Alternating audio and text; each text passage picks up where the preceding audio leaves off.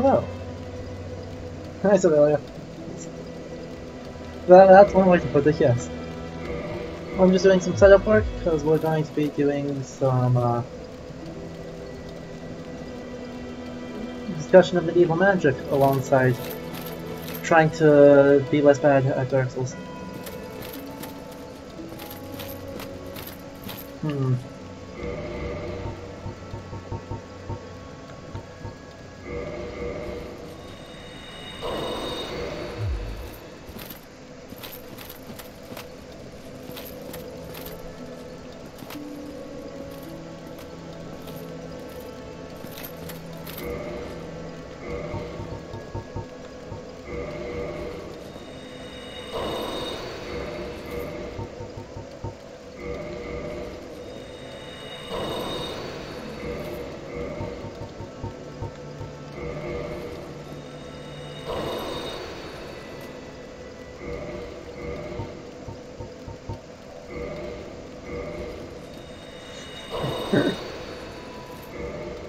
Uh-huh.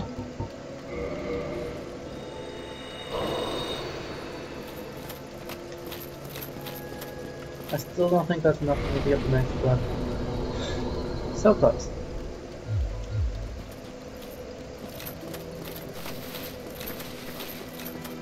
I just sprang it up a little bit. Ha! So you're playing the Muscle Wizard solution. I am Wizard, I cast Fist.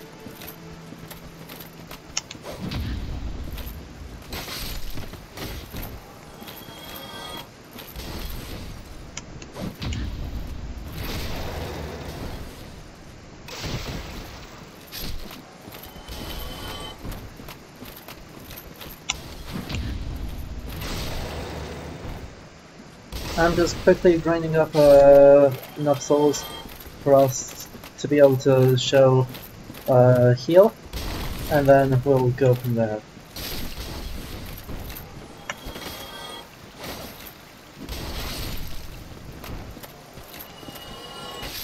Huh, because I just went live about 2 minutes ago, Leander, so I haven't actually started doing anything. I'm just grinding up some souls to do literally nothing. I'm just grinding some souls to level up one more time to be able to cast heal as a miracle.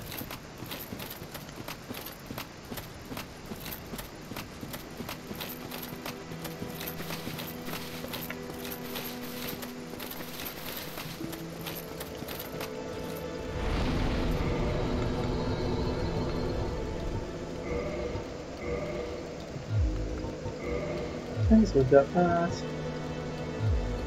Excellent. Okay. Equipment. We're gonna throw 1,000 in there. Sorcerer's Catalyst that. And I wonder what my stats are. Attunement doesn't have to level twice. Not worth doing that. Okay, well we can actually pull this.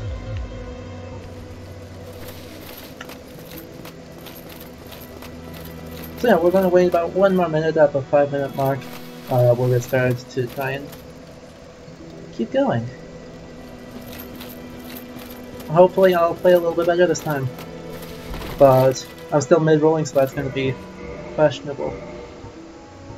Claymore is at +3, that's fine. That's all fine. Halberd, I'm still not close to. Okay. Fun.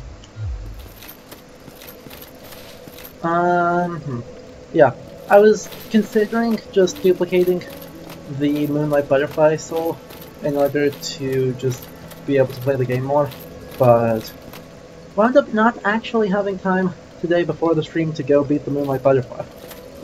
So we're gonna make do. Because I refuse to hurt the puppy. I am not gonna take Sif Soul as my preferred duplication item. And yeah.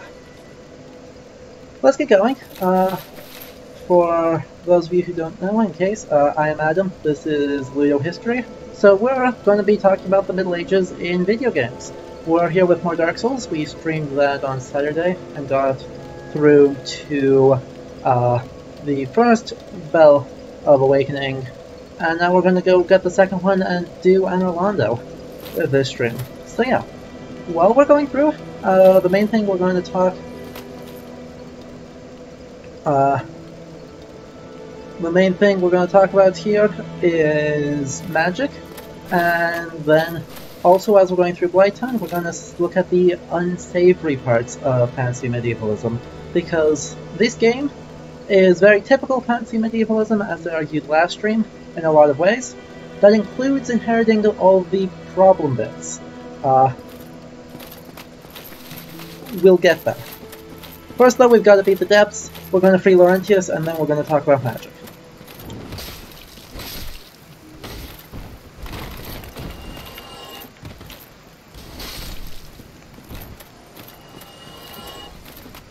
Okay, so the reason I was saying the Moonlight Butterfly Soul is that it's the first soul you can get that you have to actually tell it to use. Well, that means this game has a glitch, where if you buffer an action, and then switch what item you're using, you can actually cause it to use the wrong item, which lets you use an item without actually consuming it, which means I can just use the Moonlight Butterfly Soul over and over and over again to get infinitely many souls. Not quite as broken as the item consumption of... yeah, I don't have enough souls to deal with that, so no worries. We don't have quite enough to do the memory corruption that breaks you with the game with Cramped, but we're going to... I'm far more comfortable using that glitch than I am with memory corruption.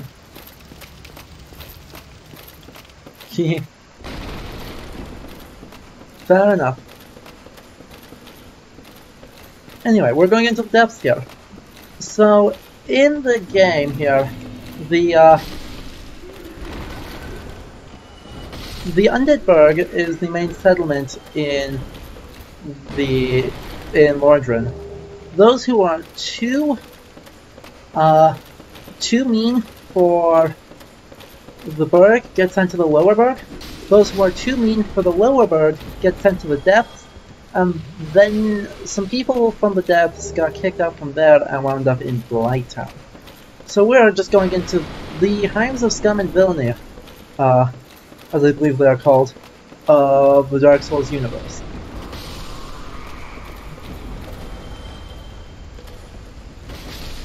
Luckily these guys aren't super tough, it's just a matter of baiting them all out without getting screwed. The wolf ring really helps my case here, in case if I get hit, I don't really give a shit.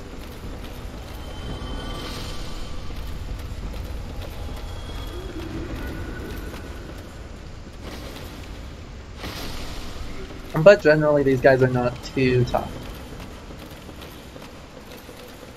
Let's see. We go down here, there's the dog. Oh wow, dog didn't die. Okay. Dog died this time. One more dog, and then the butcher. Come on.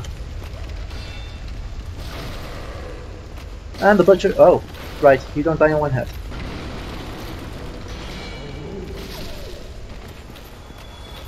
Nope, that's a miss. Ow. So, I've activated Blue Tear Summoning, which is fun, but Blue Tear Summoning is garbage, so...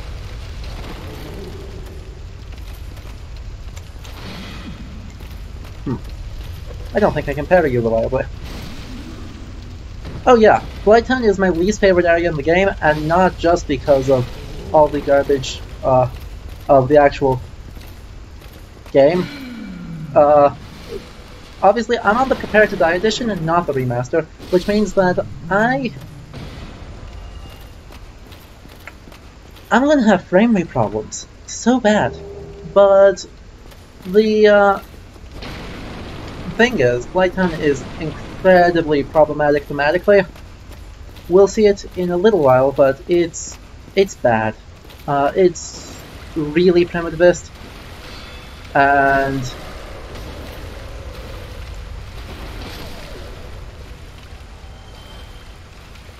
really just not a pleasant experience. Okay, or you can do that. Seriously? Okay. Good thing I don't give a crap about most of this because my armor's too good. Anyway, we're going to free Laurentius and then we're actually going to leave Blighttown or the depths right away again because dealing with... Oh, wait, where the hell did the butcher go? Hello? There you are. Ow. Wow. Drink. Chugging. So much chugging.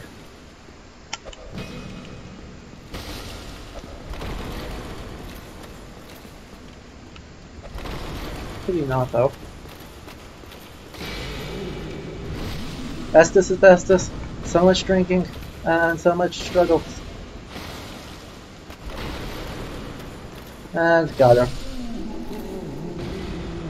It's implied that these butchers are supposed to be female, but there's really no evidence either way. Because Laurentia says she's going to eat me.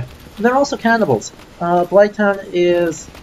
the only reason I'm not affiliated Myths and Legend is that I haven't been streaming for long enough. You must help me. Yeah, Laurentius, we'll get you in a moment. I need to get...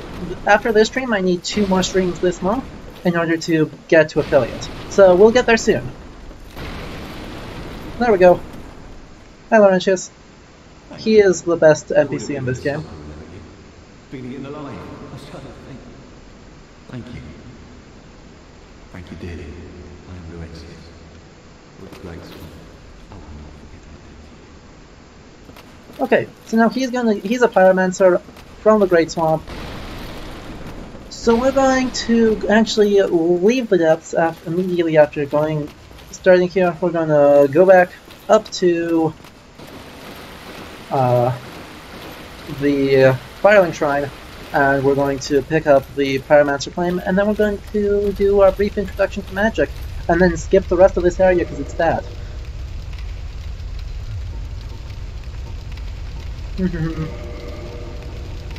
So give me just a moment here, we're going to dupe the homework done, even though I got 8 of them. Just to show off the glitch. Nope. There we go. Nope. Screwed it up. Okay.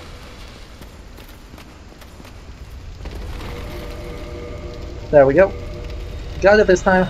So you'll see when I stand up again, I'll still have 8 of those, even though it's a consumable item. I drink an Estus instead, but since I went back to a bonfire, I end up not consuming it. It doesn't actually end up mattering. Anyway, did that specifically to be able to talk to him. Well, I see you made it out. Yeah, I made it out safely too. I have my pyromancer at Great Swarm, so I can use one of those with a bit of care. Oh yeah. By the way, I think you have a knack for it all. I'll be pleased to help you. Yeah. Unless you find the magic's unsafe. Yeah, wonderful. Annoyingly, you have to say no to him asking that. It's not a well-designed text box. So, from the Great Swamp. Now you're a fully fledged pyromancer. I love this voice actor. He is my favorite character in this entire thing because, yeah, he's so much fun. We're going to pick up combustion, and then that's all we need. Pyromancy is the art of casting produce flame, then channel it, just as our ancestors did. The pyromancer must be in tune with nature herself. My home, the Great Swamp, is an abundance. That's one way of putting it. You will understand one day. Okay. Goodbye then. Come back if you find anything new. So, we finally have all 3 types of magic in the game, so we're going to be able to talk about what's going on in the Middle Ages with magic and how that relates to what this game has. So this game has 3 different types of magic at its core. We have soul magic, we have miracles, and we have pyromancy. These, partially by accident, end up corresponding to the different understandings of magic in the Middle Ages. Roughly speaking, the conceptions of magic are divided into 3 groups. I say magic, that's actually a bad translation on my end. In the Middle Ages, there was belief in miraculous events, in marvelous events, and in magical events. So, miracula and mirabilia are both socially accepted. Magica, or magia, is specifically not. The reason for this is in the causation of what's actually casting the magic in each case, or what's doing the occult action in each case, I should say. In the case of magic, properly defined, ars magica, it is summoning demons to help you out. So this is a really complicated thing. You are harnessing the power of spirits that are trying to deceive you in order to cause important things. Roughly. Occult actually refers to this middle type, the type that most closely corresponds to pyromancy. So marvels and occult are more closely related, but it is close. Divine is miracles, yeah, so those are events that are either caused directly through the intercession of saints, or basically manifestations of God's will. These are things that are outside of the normal laws of physics, that are manifestations of God's will. Magic is manifestations beyond the understanding of normal physics, caused by demonic will, and then there are things that are able to be explained by normal, and then there are things that are caused by the properties of natural materials. Magic being exclusively demonic is just you accepting its terms. There's been very important arguments in the 1960s and 1970s about the nature of what we would classify overall as magic, but the idea of that there is natural properties of things that are hidden, hence occult, are actually develops in the 12th century in Europe, slightly earlier in the Islamic world, based on Aristotelian models. A good example of this hidden properties of things is in the blue tearstone link here. I need to actually hit the right buttons here. The rare gem called tearstone has the uncanny ability to sense imminent death. This blue tearstone from Katarina boasts the defense of its wearer when in danger. So, it's a property of this stone, apart from being blue and pretty, that it can sense death. And so, that is a case of the stone having an occult property. We would classify that in today's system as magic, and in the Middle Ages that would be classified as marvelous. That belief emerges in the 12th century. Beforehand, it was believed that it was just more demons. In the early Middle Ages, it was always more demons. So we're going to actually switch here to Faith to take a look at how they describe it, and then we're going to take a look at our pyromancy, because I've got all of those things here. And the game did not bug on me, so congratulations me. When we cast miracles, you see we kneel down, and miracles here are understood. I need to go in here. Nope. And take a look at this. To cast a miracle, the caster learns a tale of the gods, and says a prayer to be blessed by its revelations. Heal is the shortest of such miraculous tales. As such, you are basically telling a story about the gods, and the words that are given have innate power. By offering a prayer to the gods, they can manifest their power through the words of the tale, and will then perform some action.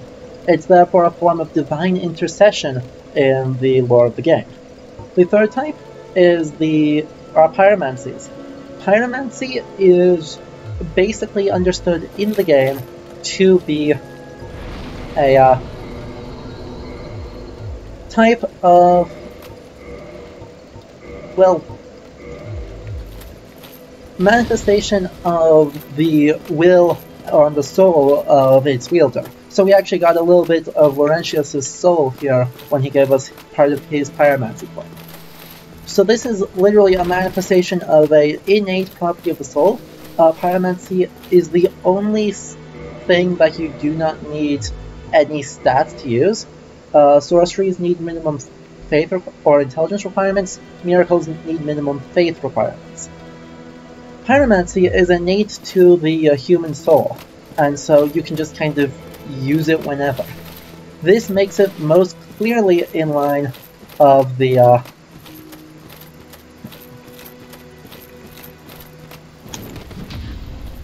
in line with the occult properties and just natural philosophy.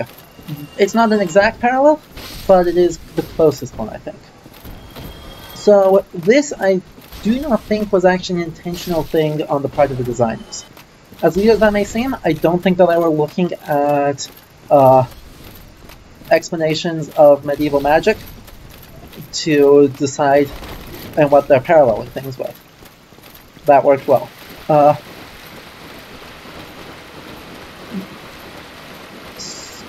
So, this actually becomes a place where there's another element at play, another dichotomy at play, beyond having these three types of magic.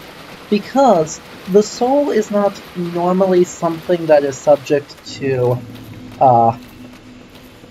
manipulations by natural philosophy and by alchemy in the way that's described in the magical treatises of the Middle Ages. It was more so in like Greek magical incantations and magic papyri, but not in medieval ones. So we see another dichotomy of magic in the Middle Ages. The difference between educated and uneducated magic.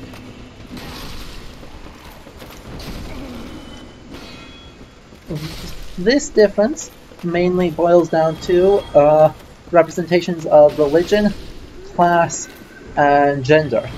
So these cunning folk that Brother Jerome mentioned are actually largely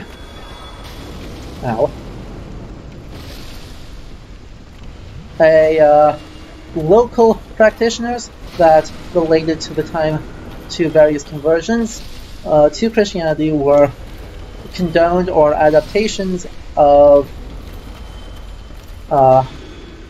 earlier, sometimes pre-Christian belief systems. So the cunning folk, that being said, even in the Middle Ages, the cunning folk are still understood to be... Oh, these guys only spawned once. Okay. Are still accused, even in the Anglo-Saxon period, so as much as I dislike using that term, it still is the best one we have. So in the early medieval England, we still see them...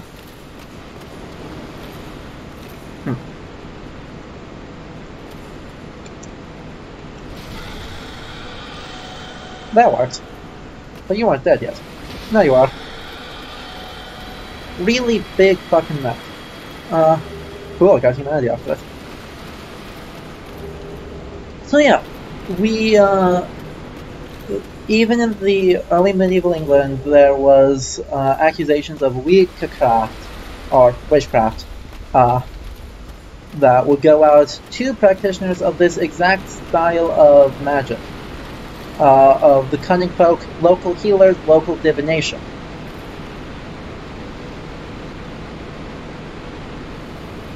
Hey look, we're at the end of the area.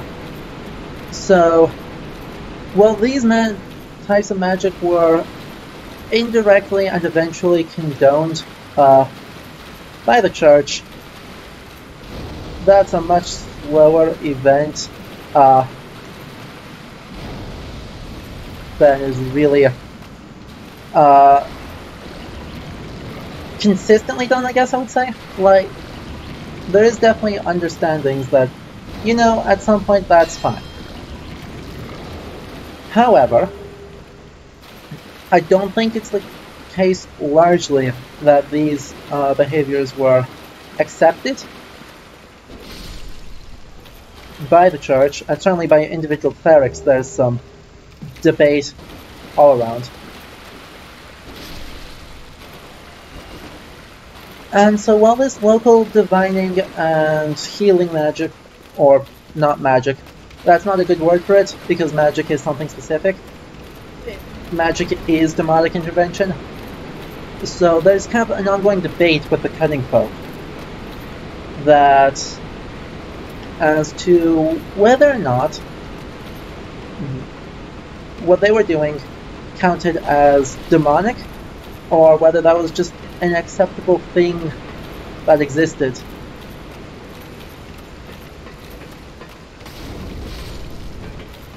It is, in the end, largely accepted by most communities, especially on the fringes of Europe, that that's fine.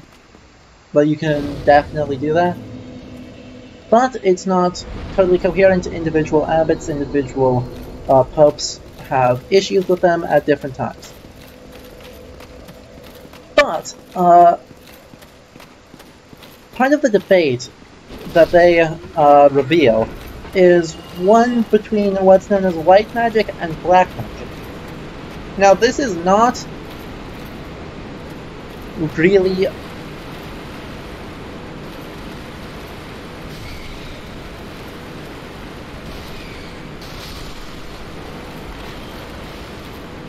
cool. Cool, I'm poisoned now, that's fun. White magic was a term created mostly in the later Middle Ages in contrast to Greek understandings of necromancy. So the Greek term, the word necromancy is a derivation of the Greek death magic. This is changed in the Middle Ages to actually refer to nigromancy or black magic. White magic is therefore constructed by educated people as a response to that. Black magic is a mix of two different things. It's firstly a kind of inversion of clerical abilities focused on the demonic intervention and demonic action.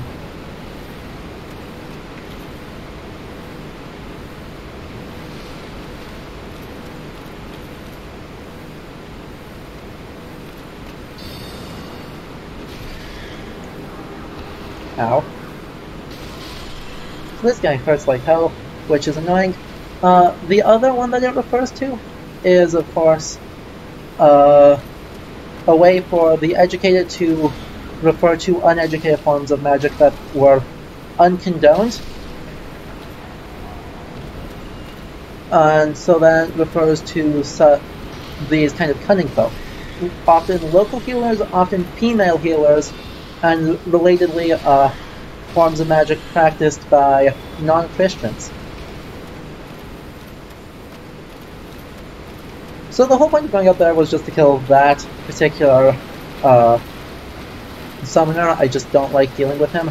I'm not going to explore the rest of the depths. Kirk is not really worthwhile for me to go try and find. I'm not going to risk the basilisks to deal with Kirk. We've got more interesting things to talk about. So yeah, the long and short of that is basically that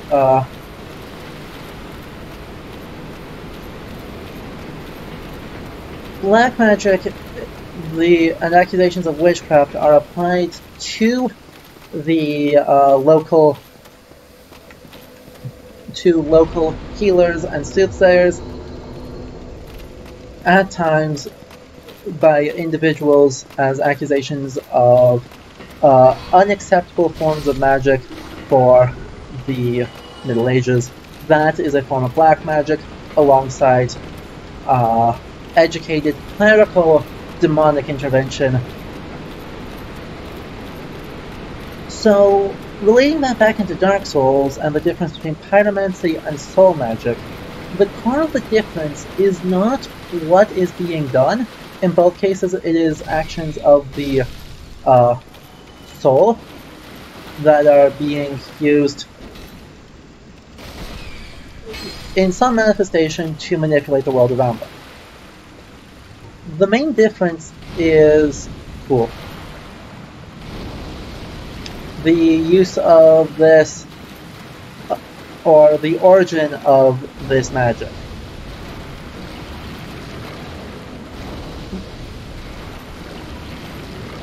Pyromancy is portrayed as natural and as the result of ancestral teachings in the swamp, this wild place with wild teachings, with individuals pushing the limits of their souls to develop new pyromancies. In contrast, soul magic has this organized school in Vinheim, outside the bounds of Wardren, and is done by careful manipulation of other people's souls, and so the gathering together of other soul concentration to then cast it forth. So this is really clearly the difference between white magic and black magic, between what is socially acceptable. It's very clear that even warriors use Vinheim magic in magic weapon and magic shield, while people find pyromancy distasteful. Aye, sure. I think they do. I'm Donald of Xena. I'm just a nerd. I adore trinkets and oddities.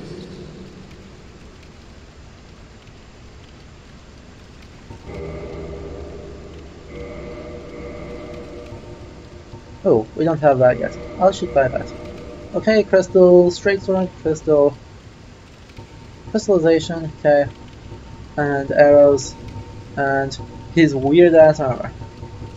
This armor is actually Irish, as is the name Donald. It's basically like the old Irish version of what the English name Donald. So this is actually an attested Irish helm, which is just completely bonkers. I love it. Complete with the spectacles. That's actually... I have this funny feeling when we dig in soon. We make another fine trade, of course. All the way up to these spectacles is actually attested. I don't know about the length of those horns, but like the core of that helmet is, weirdly enough, a real thing. I love it, I also kind of hate it. Yeah, those big ritual texts are kind of exploring that line between white and black magic. For the most part, their various charms and incantations were socially acceptable. Like there are rings with Christ's name on it to ward off premature death, and you could fold the various texts, saints' lives, etc. into little amulets that you could use to aid in childbirth and stuff. So that kind of ritualized power of texts is really strongly attested in the Middle Ages. I could summon... Somewhere around here I could summon Lautrec. I don't think I'll need that though. Weird, where is he? Here he is. Oh no, it's more Solar. More Solar action. We still don't need him, because this fight is not that hard.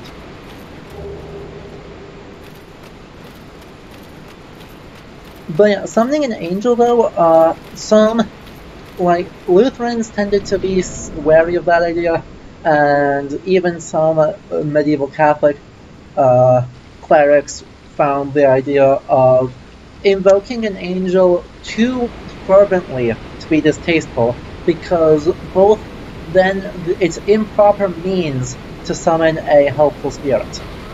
Also say hi to the Gaping Dragon. This guy is horrible.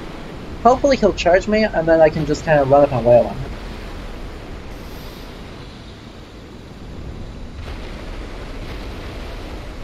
We're not going to try and get the Dragon King Great Axe off his tail. No, don't really care. Come on. I dare you. Really? Okay.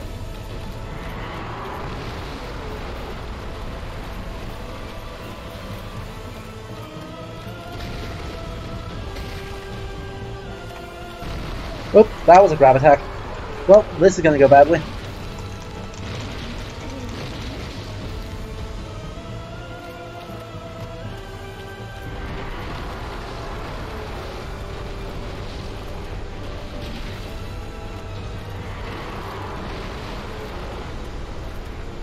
I believe that's the vomit attack. Nope, it's not. Fascinating. Cool. I just died. Here we go. Welcome to the death point. I don't know how he did that. Oh, actually I do know how he did that much damage. So that was counter damage because I was doing a dash attack. And then he hit me... Ow. And then he dunked me with the,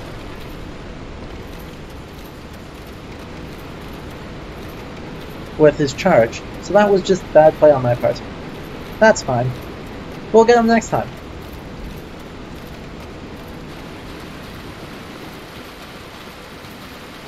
Hey Rat, don't be a jerk. Okay, thank you.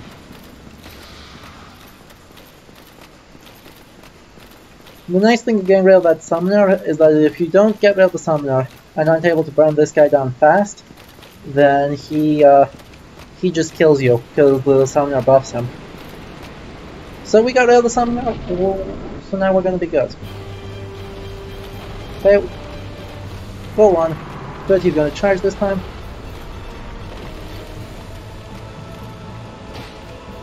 Nope.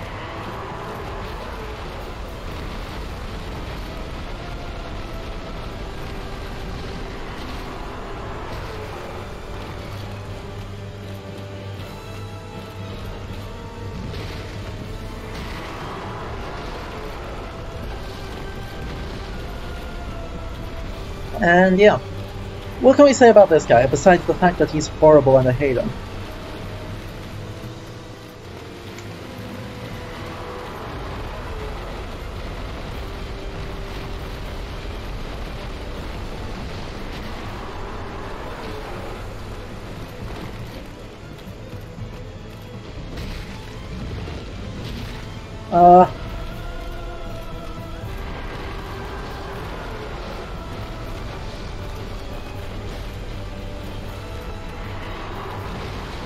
Yeah, I think that was once upon a time. Oh, cool, he just didn't do the thing I thought he was doing. Okay.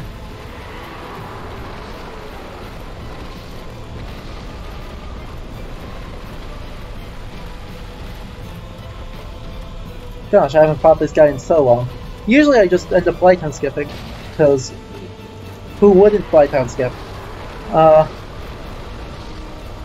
But I did end up choosing the Black Fire Bombs as my starting gift, not... Oh gosh, grab attack. Whoops.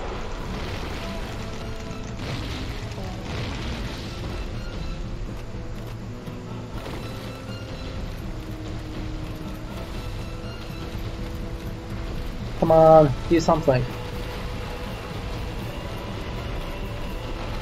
Really?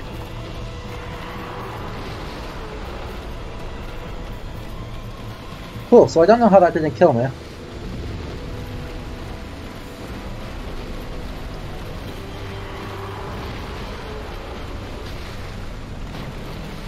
And where's the vomit? I expect him to vomit. Well, that's a charge, okay. Oh yeah, this guy absolutely is just horrible. In the lore, I think he was supposed to be like one of the old dragons from the intro cutscene that got horribly mutilated by Seath, and then they ruined his day, and nothing good came of it for anyone.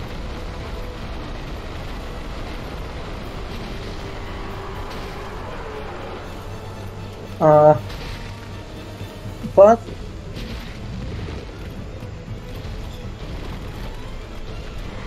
cool. I didn't expect to get this with just AI loop of charging.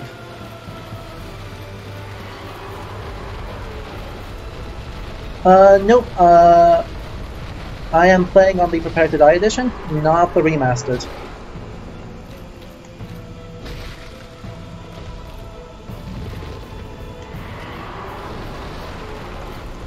Okay, so that's a lot faster and does a little bit more damage, so we're going to use combustion a whole lot in this part.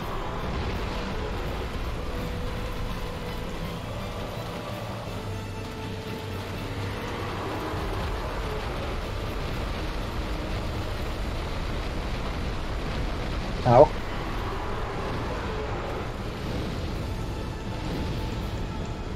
There we are. Cool, he missed the grab, which means we'll get another attack in, and then we'll get the hell out. There's the puke. I was expecting that a whole lot more.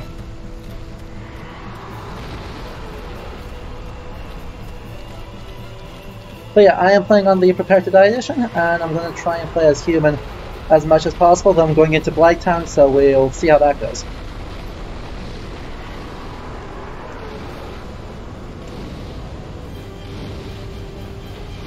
Okay, we're gonna get out again. Okay, there's more puke.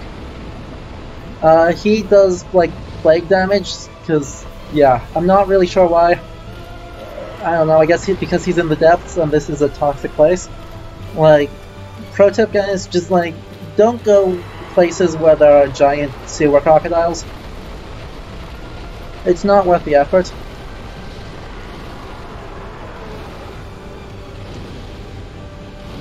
Cool.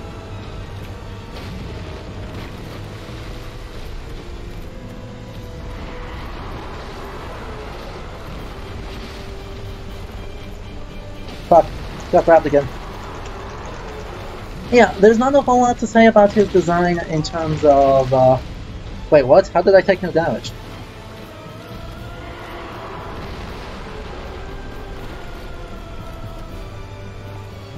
I know, right? You should... Okay, that was weird. I took no damage from a attack that should have done like half my health.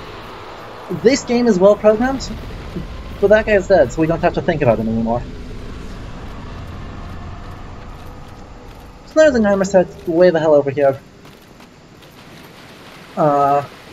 Which I think is the warrior set? Yeah. Regular warrior set, no big deal.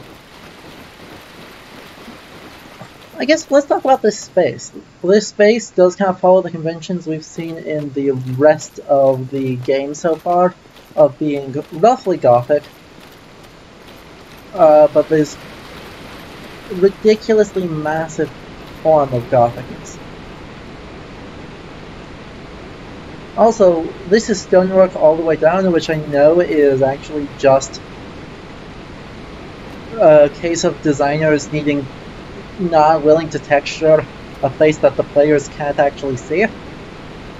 But still, if we accept the design of the building as it stands, this whole thing is pretty much underground. Like, obviously this reaches up and that's open air above us, but this whole thing is a giant underground vault. This row of columns actually reminds me a lot of Islamic architecture, in that it's highly geometric and really high focus on arches, but it's over... This is a lot more European in style, and in size, this is much taller than Islamic architecture would ever be. Morning Barrack here, and thank you for the host. Islamic architecture, while this looks more or less the same, is designed to be fairly close to the top of your head, so probably would only be... If we assume that the Chosen Undead here is 2 meters tall, which I don't think is a totally safe assumption, but well, it gives us a rough ballpark. Islamic architecture usually only goes up to in like the Cordoba Mosque. It's actually only about like 5 meters tall for outside in the interior of the building. Here we can estimate that to be I don't know, 2, 7, 15. Yeah, over 100, probably like ballpark of 100 to 150 meters tall building underground. This thing is completely insane in terms of scope. It makes a great boss arena, but as a place, we should be crushed right now with how ruined these columns are. It makes no sense practically.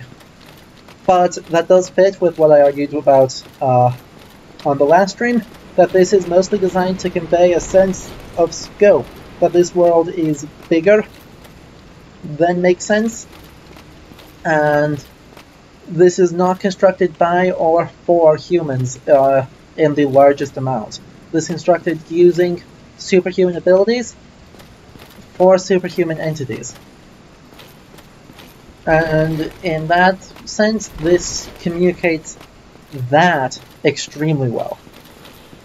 So, oh, screw you. We're gonna heal up, we're gonna stop by the bonfire up this way again, we're gonna turn back into a human, and we're going to enter Blighttown. And Blighttown is where we really are going to start reading stuff about the problematic nature of fantasy, the fantasy genre all too often. Because I'll just introduce you to the concept of Blighttown while we're getting ready to go there. All the super wicked people went into the malaria-infested, or mosquito-infested swamp, where they got the plague, and now build these ramshackle wooden buildings as horrible mutated forms of humans using body parts and primitive spears as weaponry. That is some Heart of Darkness shit. Jesus Christ, if I die right here, I'm going to be so annoyed.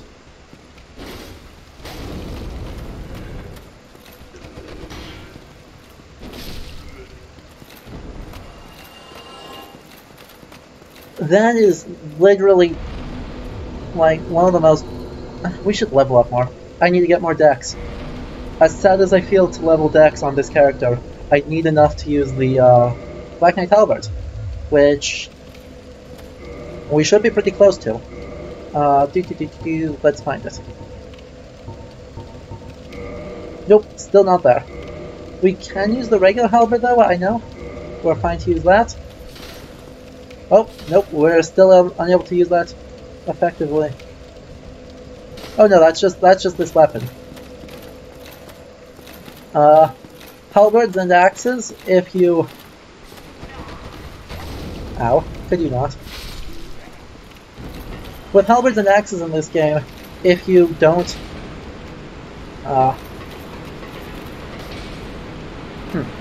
Where's my spin twin? There's my spin twin. If you don't hit something with them, you have a recovery time period, reflecting how heavy these weapons are. I'm shocked I can't use this one yet. Oh, 32, not 28. That's why. Okay. So we're gonna go back to the Claymore for a little while, because it's a better weapon than the halberd. But yeah. We'll see it here. They literally are... The inhabitants of Blighttown are quite literally living in their own shit, and are pretty much every negative stereotype of quote-unquote primitive people you could ask for. This is not a good thing. To its credit, Dark Souls deconstructs this somewhat more, and deconstructs the... It's something we see with pyromancy as well, that they actually deconstruct... Yeah. While you roll, I'm gonna stab you.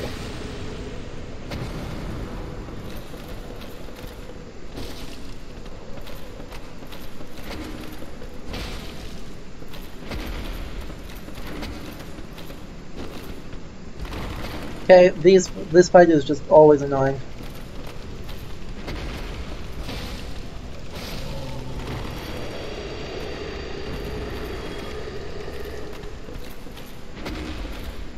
So we're just gonna keep stabbing him, and I'm pretty sure that's a Dunkai drop.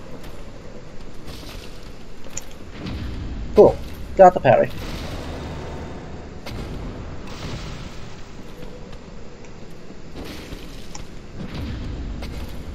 Easy. Now, yeah, dung pie. Literal shit. I don't like this part at all. And you can see, like, this guy has stone-based... Oof, got the partial there. Has these, like, necklaces of chain, of, like, teeth and other things. Really? Stop it.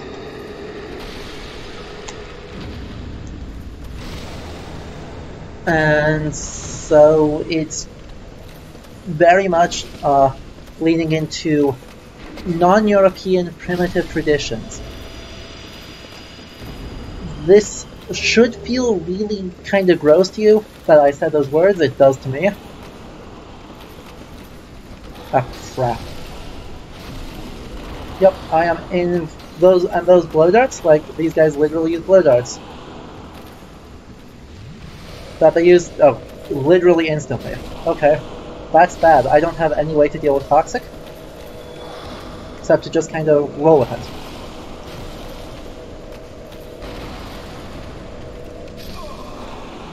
Or die. Dying works too. We'll see if I have any tools to better deal with my poison resistance in this area. So yeah, this is a case where Dark Souls actually does better than its predecessor. Not by much, but by a little bit. Dark Souls is definitely better than Demon Souls in this regard. Oh boy, none of this here is good for this.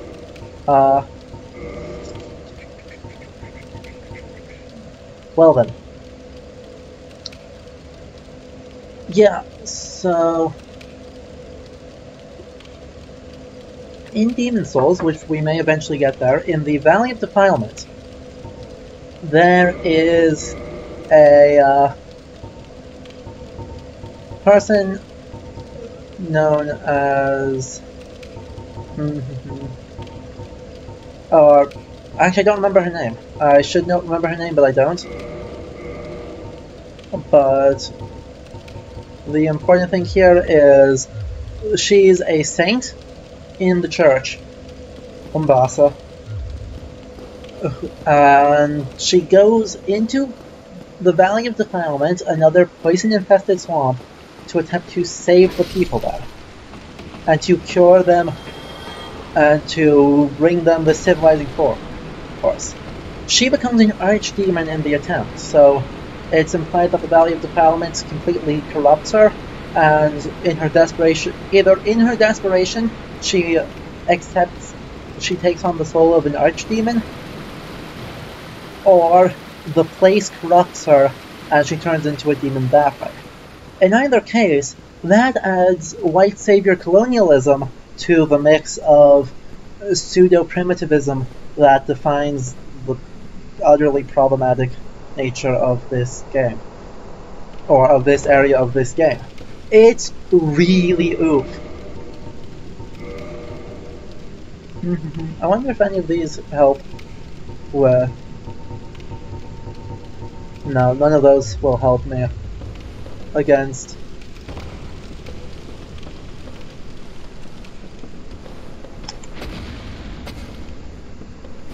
Well, that didn't work. Really? Fine, we'll do it the old-fashioned way.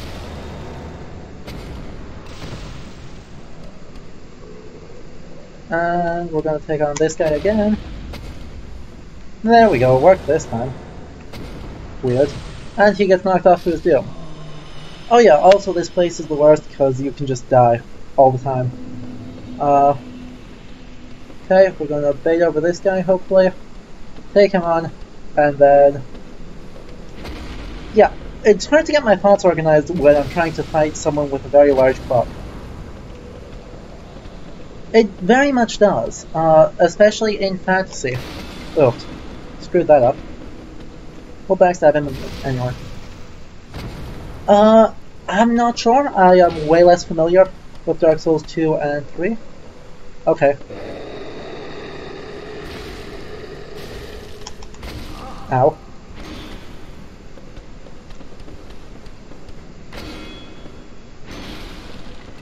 Okay, that got me into the red tier stone ring range.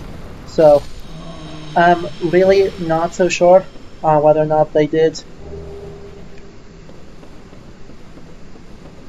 in Dark Souls 2 and 3. My understanding is no, because the poison swamps in that area in those games, while they definitely exist and they have some problematic things, are less so.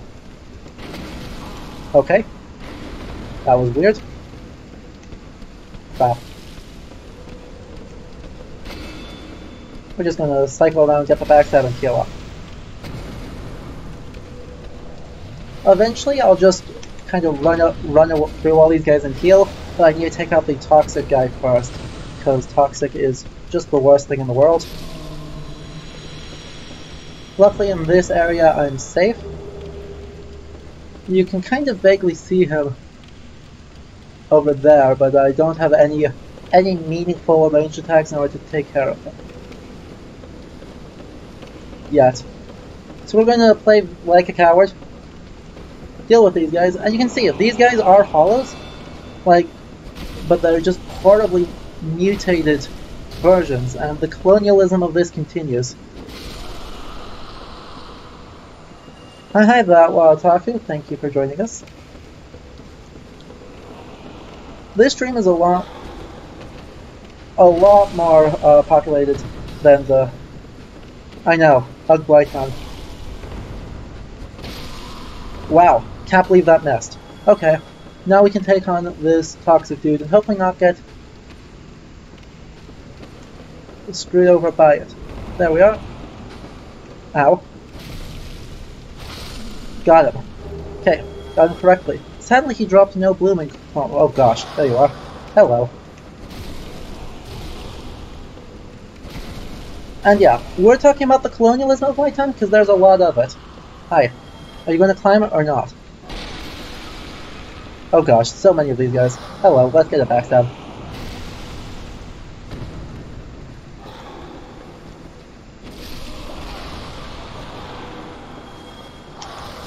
Ow. I do not trust my ability to parry these guys because these guys are weird and I try to avoid fighting them. As I said, I have actually only done the Blighttown skip in any playthrough of this game for a very long time. Because I dislike Blighttown.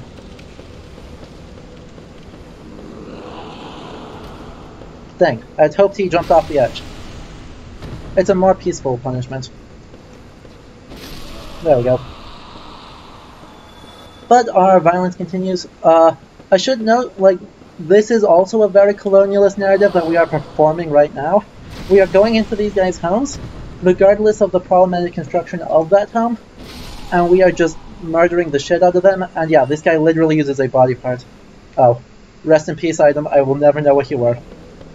So we are performing a highly colonialist narrative, by necessity, in the construction of this game and the mechanics of it. We are a person who most likely is using some kind of European medieval armor going into this place and committing genocide. Probably repeatedly because this area is dangerous. And then we complain that it's hard and annoying, and it is both of those things, but the thematic nature of this is really highly problematic. Does this mean that this was a case of they were trying to... but being insane and dead only goes so far as a lore reason. See, that serves to justify it as the framing, the intradiegetic framing of these usually end up come on, make it shit. And I'm not dead. Okay, I'm going to die, but I'm not dead.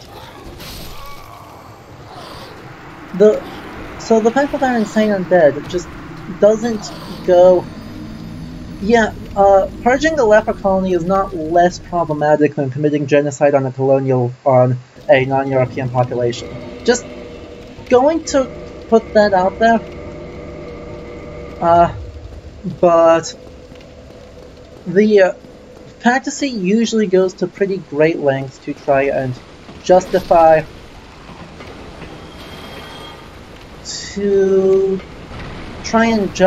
how these colonial narratives are definitely fine, don't worry about it. This is usually framed in terms of, yeah, insanity or some innate feature of how this place works. It is, by necessity, I think, unsuccessful in this, because that serves as ways for fantasy at large to avoid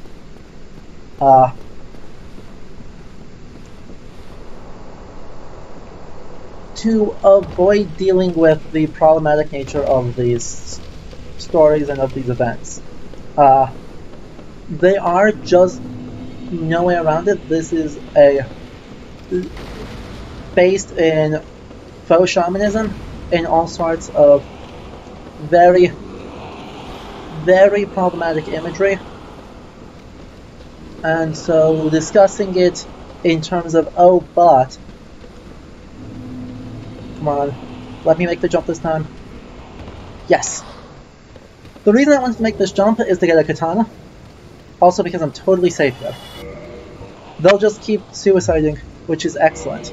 We're going to take a look at the Ayato, because this is moving on to a slightly less depressing topic, I guess, though it is one that fantasy needs to address better.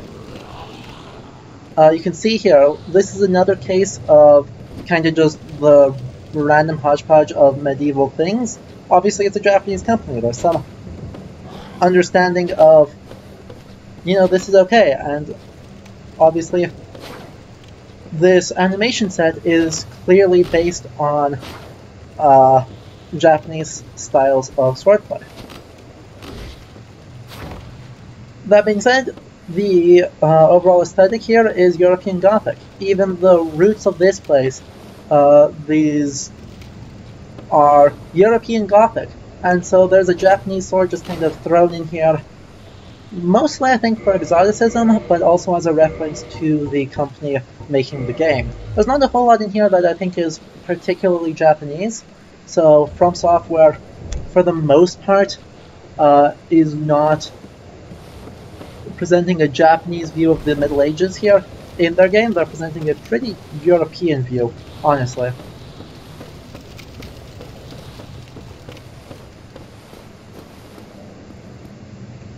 And yeah, so that was a case where I would have talked about that with the Uchi Katana if I killed the undead merchant in the Undead Burg, but I didn't, so we used the Ayato instead.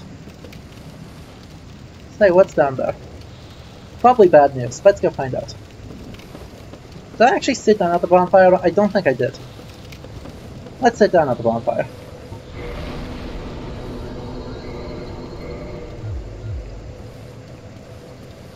But yeah, now back to the colonialism. Something with those giants with the clubs. Oh good, he's gonna come up now. That I wanted to point out, but it's just hard to see, is the fact that they have basically tooth bead necklaces.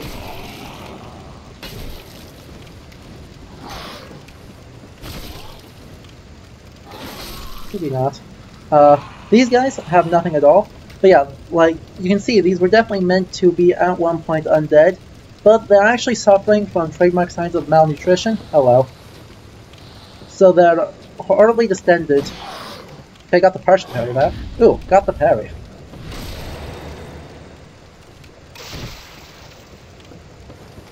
And their stomachs are distended, which is a trademark sign of malnutrition.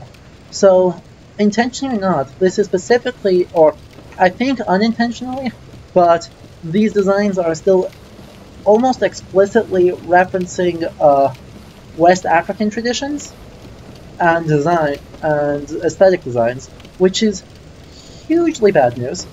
There is very little good I can say about that, and it also invokes the stereotype that they are somehow bad at building things. They're all malnourished. God, I hate this bridge. There we are, made it across, did not die. We good. And so yeah, it invokes this... Oh, crap. I'm not gonna get time to heal, I fear? I did, I got time to heal. I'm surprised.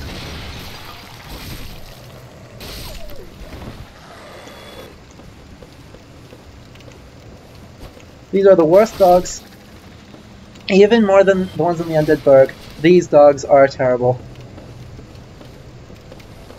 At least I'm going the right way then? If I'm having to face them, then maybe. Nope. Let's see, where are we going? If I go out here, then I get an item. Gosh, this is so scary. What a bait. Absolute baited. Okay. So yeah, I guess to try and say something, though I am not the most qualified person about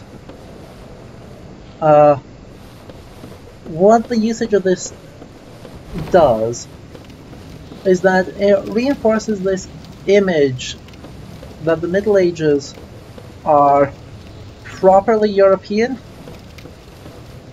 or also acceptably Japanese, and that other cultures that don't conveniently fit into this understanding of the Middle Ages are, I guess, to put it bluntly, inferior, though I don't think that is the term it wants to use.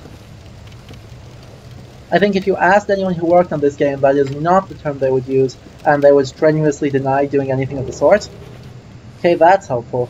That lets me heal Toxic, which will save my life. Yeah, I actually do stand by Inferior in that the design. These guys are producing things by any metric less well constructed and presented as less valuable. This is hidden away in the bottom of the world, and this is not something that is designed to be looked at or that is wanted to be looked at. And it's implied that this is worse construction for it. So I will stand by Inferior. That was not what they were trying to do, but is what they succeeded in doing. In a way that even the depth does not have this problem. This is specifically a Blighttown thing.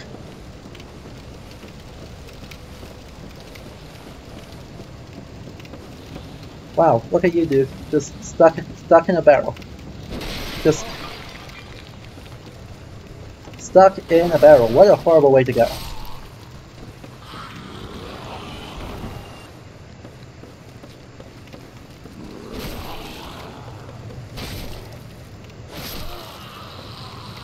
Absolutely terrible. Okay.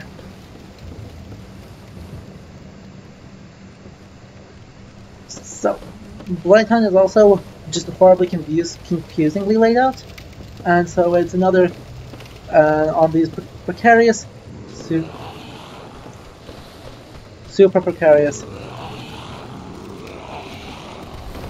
Cool. Okay, he baited me.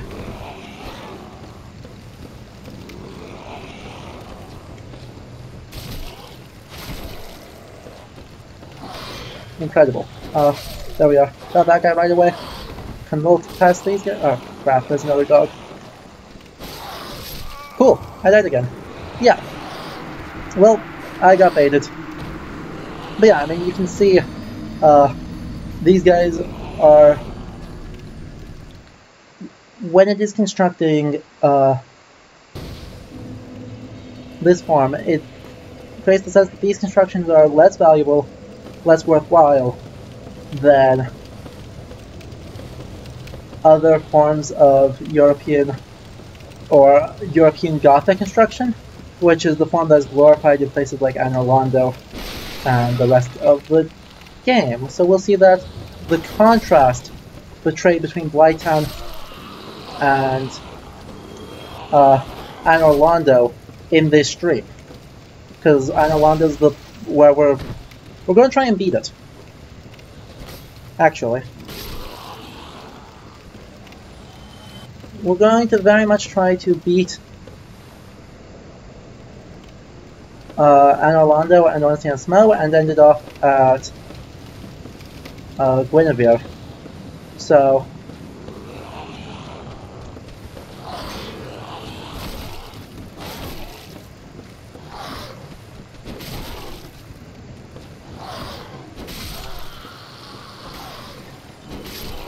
yay for piercing weapons.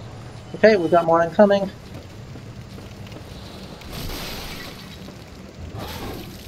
Ow. Could you not? Luckily I am faster than he is. Jesus. Okay. Well, I'm dead. That's fun. Rest in peace, those souls.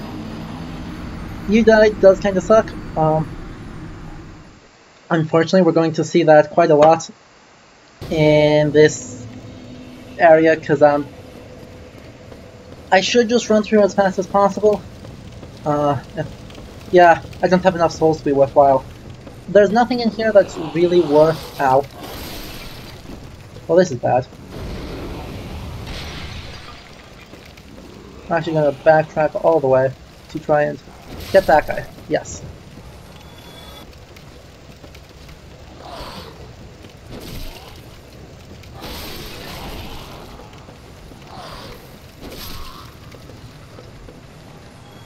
Who's behind me? Oh.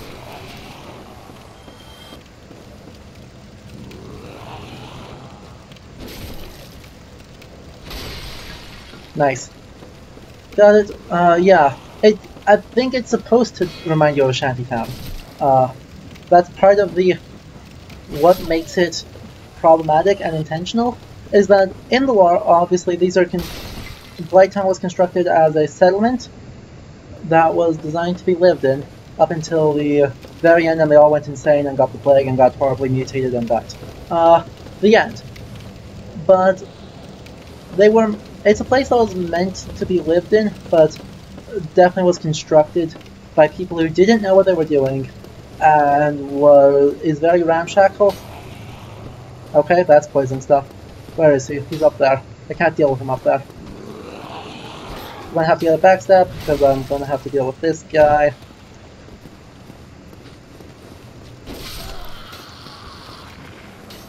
Okay, and I keep moving, and so this guy keeps missing me. I hope. Wow, almost walked into the grab there.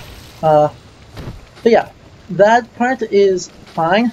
It's just in conjunction with the physical designs of the people around here that we get this really problematic association that develops. Okay, what's going on down there?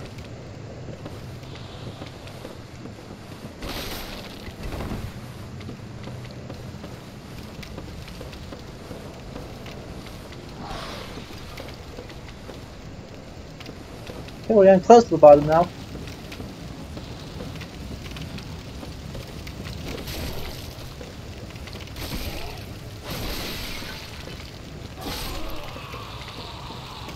We're getting very close to the bottom of Blighttown, finally. Which is the other part that kind of emphasizes its kind of... Obviously mosquitoes are not unique to those parts to West Africa and North America, but there is some association, I think, that gets constructed there with malaria. Hi, why are you just stuck on the thing? Okay, I missed.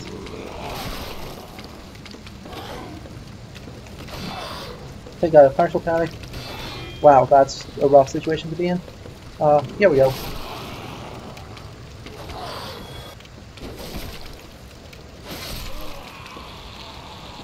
But yeah, it is, I think, designed to be a shantytown, and the colonialist implications are accidental, but being accidental does not excuse them. So yeah, I think that's the other thing I kind of really want to emphasize. Blighttown is accidentally really colonialist. It still is really colonialist though. Come on, drop me some use. He dropped me useful things. I'm so happy. Maybe that means I'll need to spend less time in this place.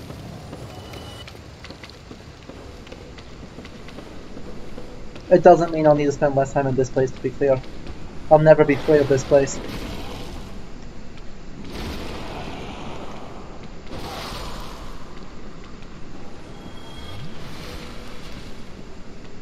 Okay, but walking down here, what that does is it lets me wail on... I think there's no one else around here until this guy, which means I can just wail on him.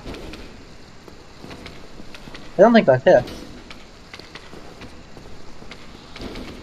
I'm not clear if this is hitting.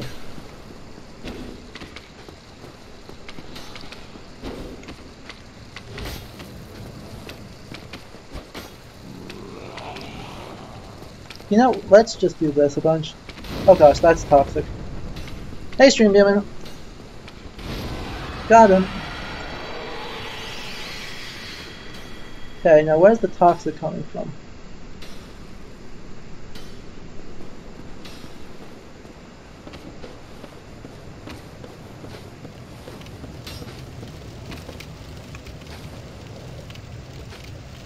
Oh, really?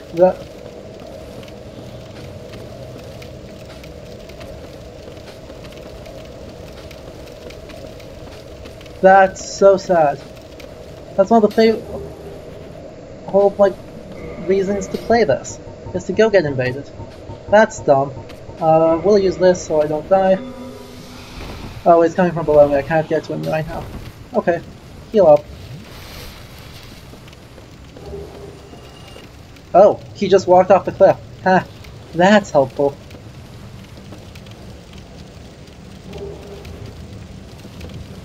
Well, yeah, that does explain why Grave Lords was something like the only way to do it. Or why the remaster was like the only thing being done. That is quite sad. But, I mean, it makes some sense. Even keeping the peer-to-peer running is expensive, and why keep it on the ancient version of the game that doesn't work well?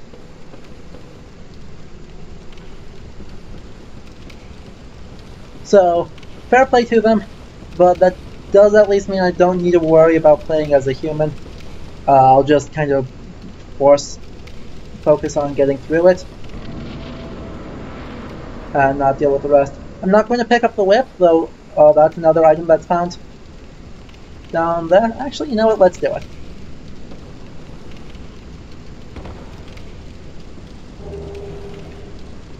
Ta-da! Definitely not a weird weapon to... Cool, I died. Okay, so we're gonna have to run through this area one more time. Which really sucks. I was hoping to not do that, but I predicted I was going to die, and then I died, so no problems there. Oh yeah, the physics in this game are wonderful. Definitely no problems here. Do-do-do.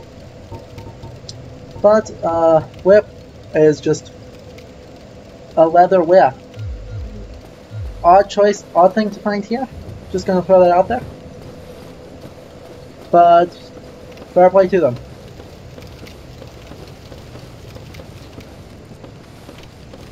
Hello.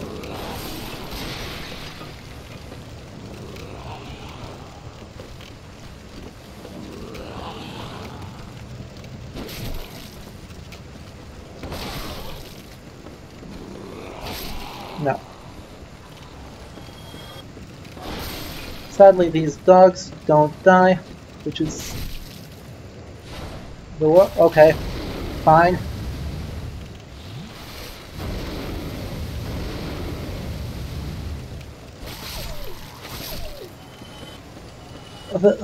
They still manage to sound sad when you kill them. It's so annoying. They're absolute horrible enemies, and I hate them, but they still manage to make you feel like a bad person when you kill them.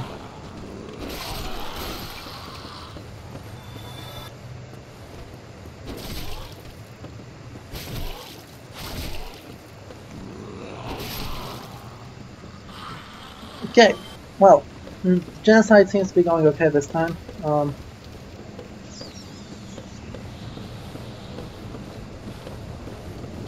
Where are we supposed to be going? Here we are, and run down this. And we can get in. Nope.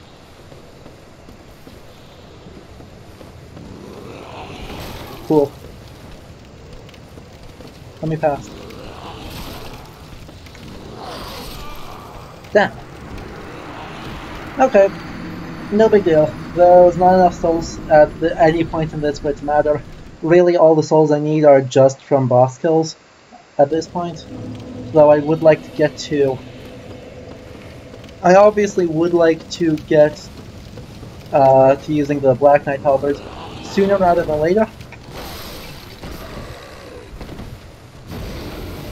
So there we go, running past. Thank God for poise.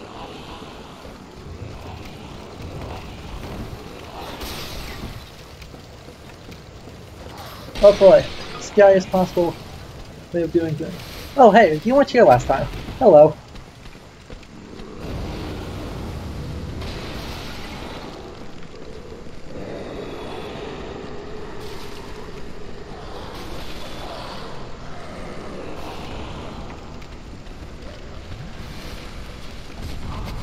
Okay, this is... I'm dead again, because I just rolled into the abyss. Oh boy, that run through. I hope you guys like that death sound, because apparently we're hearing it a lot right now. One more try at this.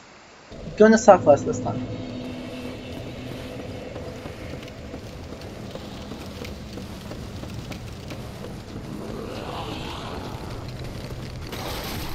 Cool. Balanced game.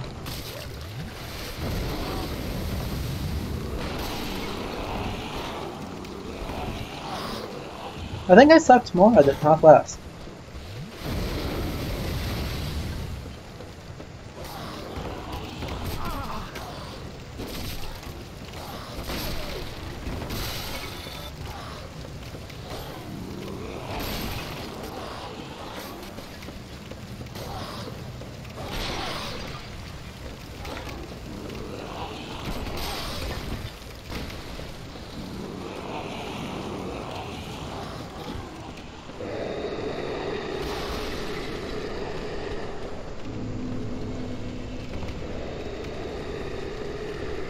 There we are, made it this time.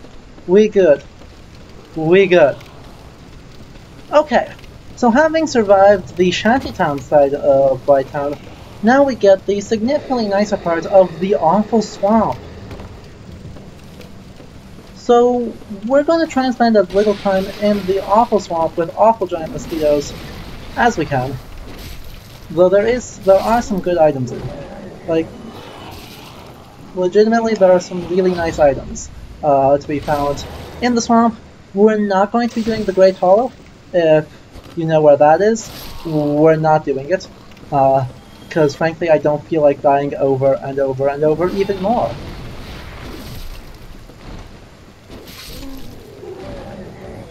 And gravity would kill me a lot. I'd be almost tempted to do it for the sake of fun. I'd be almost tempted to do it for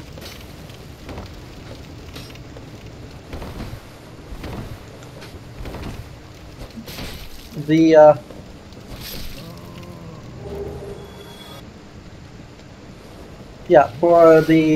sake of getting all the twinkling titanite, but we're not really about that. We're not going to worry about that too much. Okay, and they're the malaria mosquitoes. They literally like spew blood at you, and you get malaria, and it's awful. So, cool, I'm still dead. Why did I do that? Chat, can you tell me why I did that? That was just very stupid of me. Now we gotta do the run again.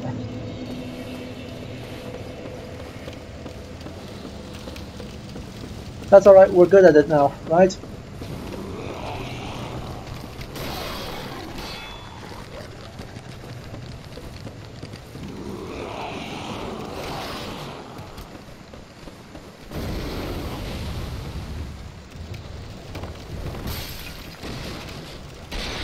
No, that was utterly self-inflicted. Do not feel sorry for me. I'm good at the running part.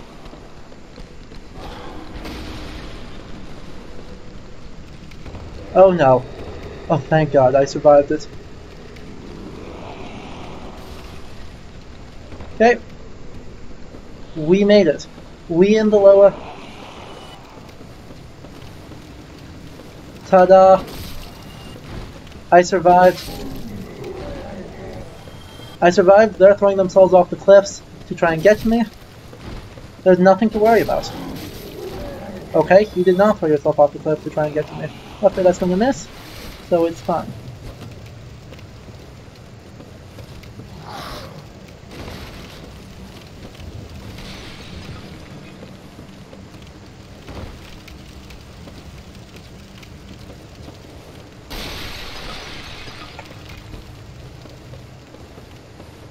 Okay, so here we go. We're back where we were. We got our souls. Not that there were a whole lot of them, but we got them.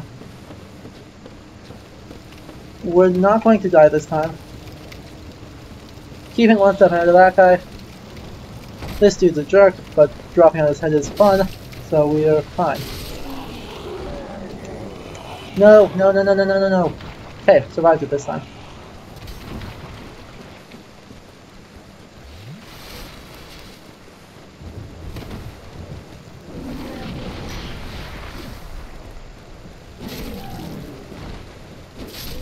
Yeah, so now we're in the awful poison swamp. Luckily this poison is not too strenuous, and if you're good, you can actually get through the whole thing without worrying about it. We're not good, we're just gonna kind of deal. Ow. Jerk. You've got to be kidding me. One more time with feeling. There's really not a whole lot adaptation-wise to talk about the Poison Swamp, and unfortunately I've said pretty much all there is about Blighttown, so you guys pretty much just get to watch me suffer. We'll get on as quickly as possible onto Quelag, and then from there onto the...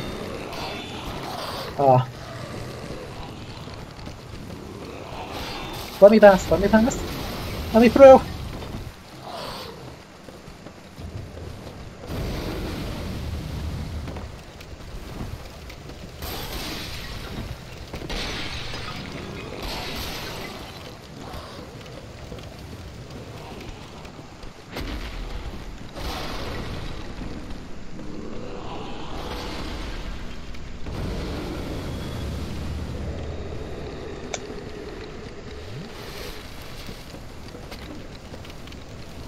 Okay.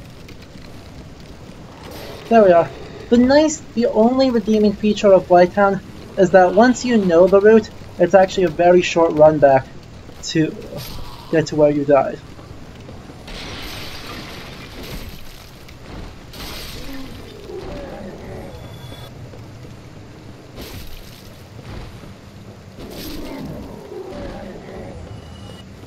And this time I don't think anyone chased me.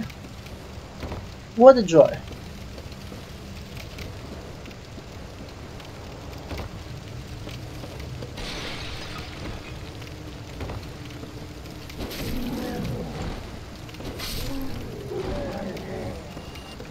It's weird that they keep messages, but they didn't keep the rest of it. Oh well. So yeah, unfortunately, like, there's only so many times you can kind of reiterate the same thing, which is that Blighttown sucks, and no one should spend any longer in here than is necessary, because both thematically and mechanically, this is a stupid area.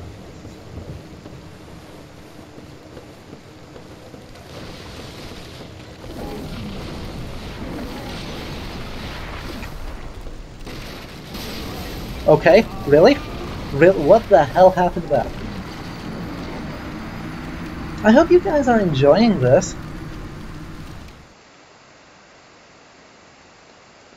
I'm starting to get really salty. There's no faster way through Blighttown at this point. Because I need to get to the bonfire and then I can get to Twilight right away.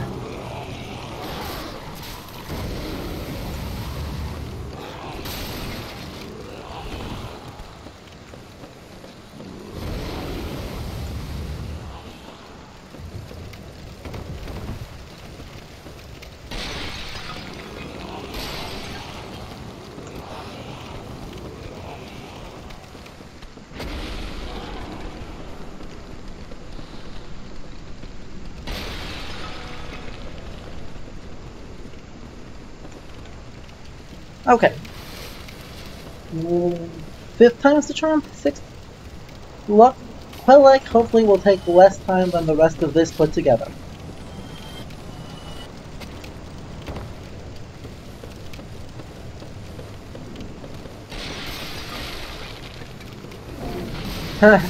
That's perfectly fine, Leander. There's not a whole lot of interesting going on unless you like me watching someone die to giant mosquitoes over and over and over and over.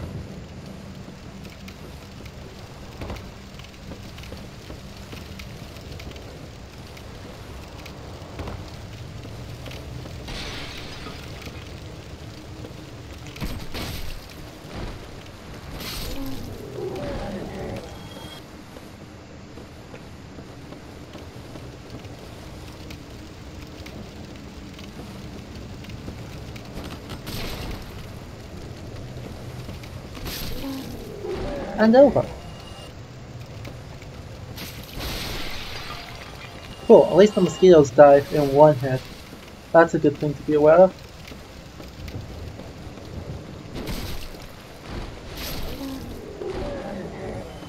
Okay. I'm not going to die stupidly this time. We're just going to run past, be good, get around the corner here as quickly as possible.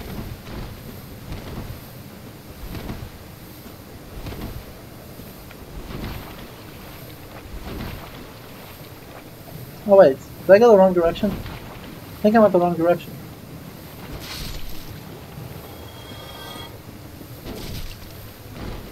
That's fine. Baiting them all into a line. No,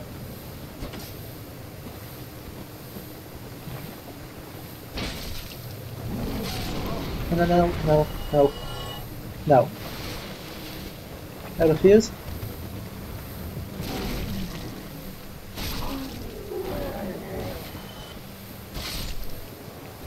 So yeah, at the end of the day, Blighttown sucks.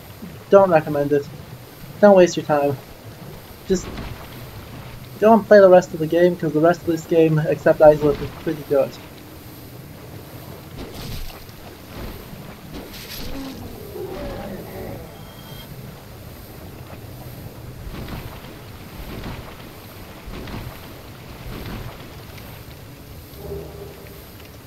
At least that soul's good. That soul should be enough to get me up to being able to equip the... No, stop it. Need a 2-hand, need a heal. There we go.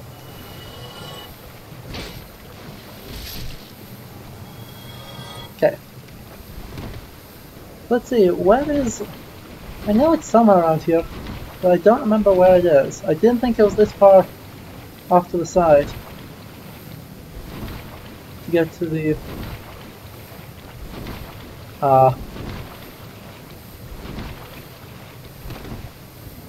bonfire. Yeah, because this is where the leeches are. Because yeah, there are also giant leeches in Blighttown, as if the giant bug theming wasn't bad enough.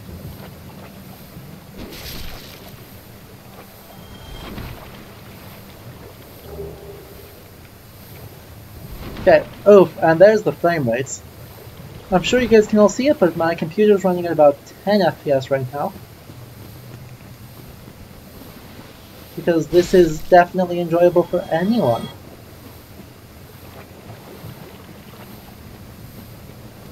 I'm really not sure, even from a design perspective, why they would make Blighttown like this. Also, where though?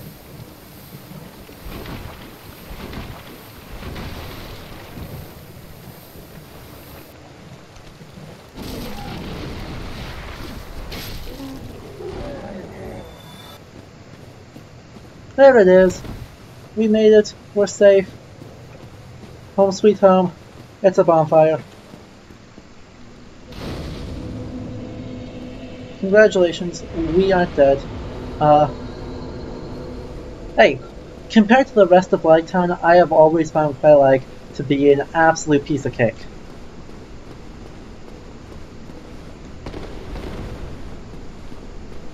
Hey look, it's a normal chest. Mimics in this game are horrible. We haven't seen one yet because I haven't gone to Sen's Fortress, which is I think is the first one. But, you know, in this playthrough I'm not going to because I don't... Covenants are not a focal point of this playthrough. They're not something that really does anything particularly meaningful for analysis, so we're not going to really worry about them. And I didn't pick up the Witch's Ring anyway. That being said, do I have to activate something here? I don't think so. I think I'm good to just kind of go. There's a lot more to this area I could explore if I felt like, but who in their right mind would feel like? We're going to pick up that, and we're not going to look at Meet Polana, because Polana is unnecessary. And we're not going to upgrade the Pyromancy Flame far enough for that to be worth... for her to ever spawn in, though she's spawning right there. Also, you know, spawning Polana gives Laurentius the chance to die, and I refuse to let Laurentius die. Because Laurentius is the best NPC, and we love him. Now hopefully Quelaag doesn't make me eat my words here. I should be okay here. Quelaag is not that scary, but she's scary enough. And I don't have the stats yet to use much of anything. Oh, I should have kindled that bonfire. No, but I do have an Onion Knight. We'll make Onion Bro soon. But sadly there are no Snail Knights. Oh yeah, by the way, to round out the problematic combinations of things, sexy demon spider? Question mark? The seductress demon archetype here is very strong in Quelaag. Now Quelaag is one of the daughters of the Witch of Islith, which actually, yeah, is important for lore reasons, but does let me also talk about something I forgot to mention, with one of the ways in which this game does better than average.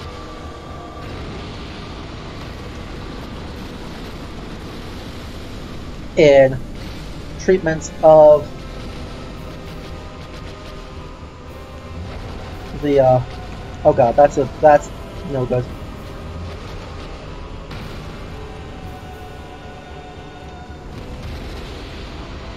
Oh, that was a different attack than I was expecting. Okay, that's fun.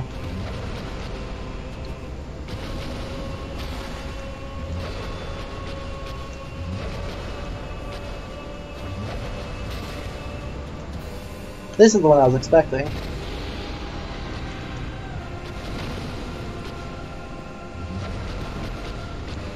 Back up, and one more. Oh, wait, I can roll in on that. Here we go.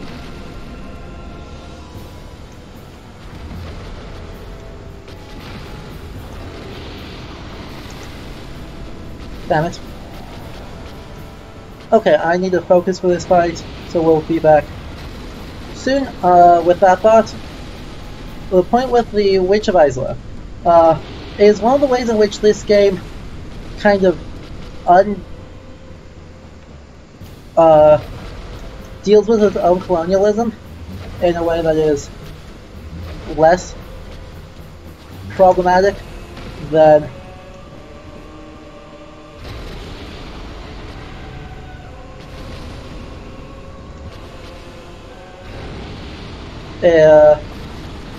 much of the rest of the analysis we've talked about.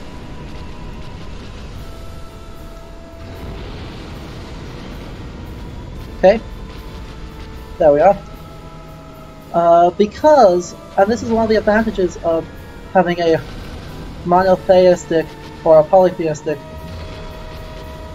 in-universe religion, is that pyromancy is, while it is found distasteful, oh gosh, I am super dead.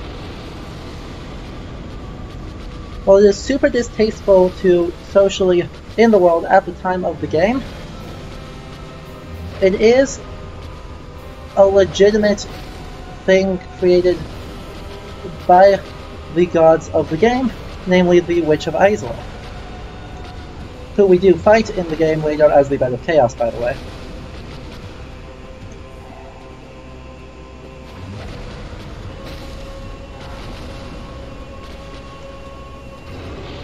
Cool. Gotta swing in on that. Shit. I was doing so well. Okay. We're going to kindle the bonfire down here. As much as I dislike doing that, we're actually going to do it for the sake of having those extra Estus, because after the rest of this run through, there's just not a whole lot of Estus left. So we reverse hollowing.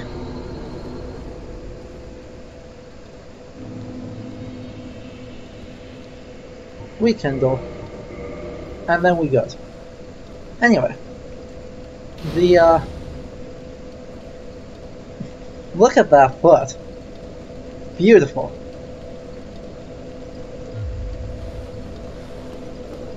The Witch of Islip allows the designers of Dark Souls to make pyromancy something that is, in the end, a legitimate practice of magic. Even though it's socially distasteful in the present of the game. Okay, I don't really care about you, Mildred. It is, in the end, an ultimately legitimate type of magic, and something that the world of the game condones as even one of the original practices of magic. So, in some ways, even more legitimate in the religion. Okay. Please don't. I'm not about that life, Mildred. Mildred, you gotta work with me here.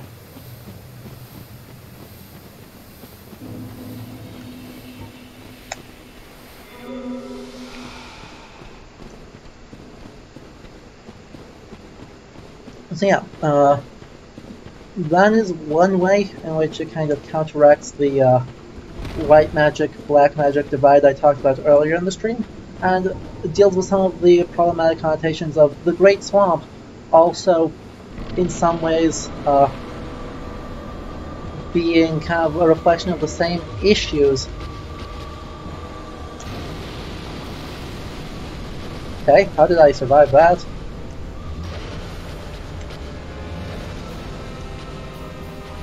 Shit. We're in trouble.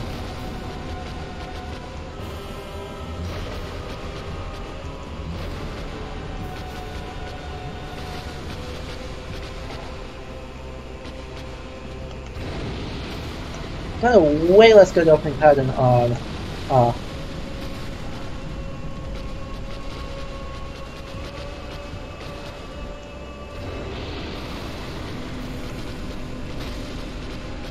everything there.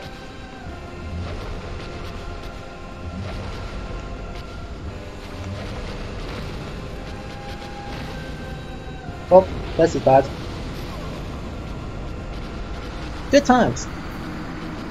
We're gonna keep trying. Now that we have 10 Estes, this is gonna be hopefully less bad. Yeah. More Blighttown. Just what everyone wanted, right? Actually, hang on. I know what I should do. Let me rest. Okay.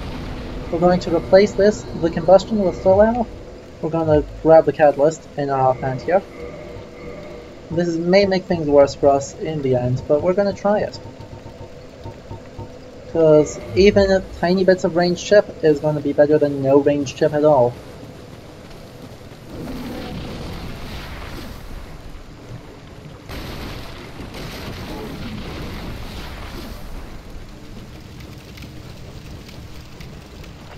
There we go.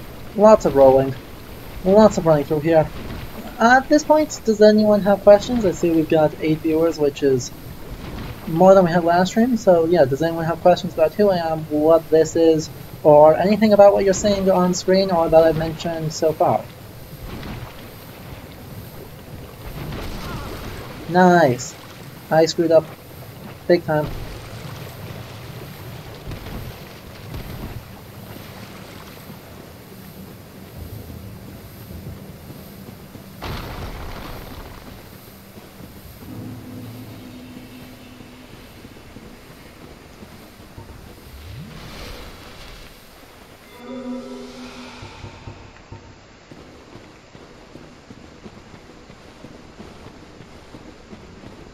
Nope. Okay then, here we go again. Oh, by the way, this is the disease, one of the diseases that afflict the people of this place. We're not going to touch them because then they create evil worms that burrow into your brain and give you an egg for a face. Odd game.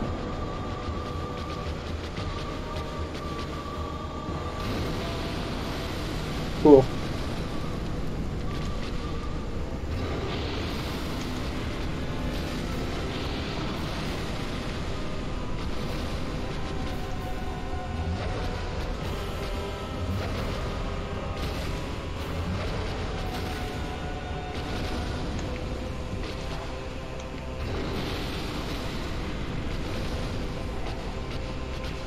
Oh, I need you to be not here. Thank you. That's the long one, which means I can get a third attacking probably. And then probably die first. Cool. I didn't die to that attack this time, so we're fine.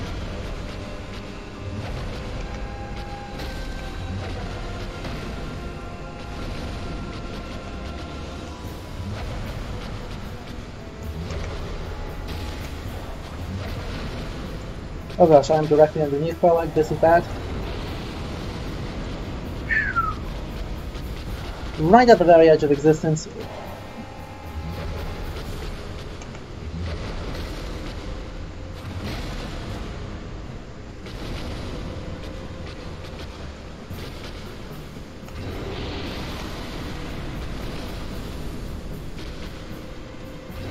We're gonna heal for safety's sake, because I'd rather not be losing at the very end when we're doing so well.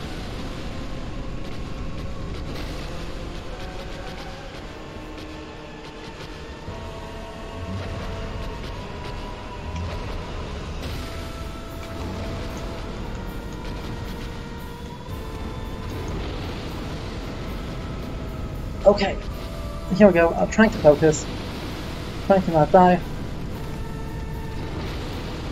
And yeah, screwed up, misread her, and died anyway.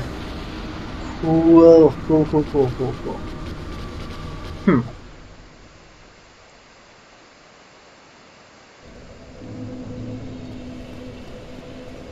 Ooh, that's a really juicy question though, thank you.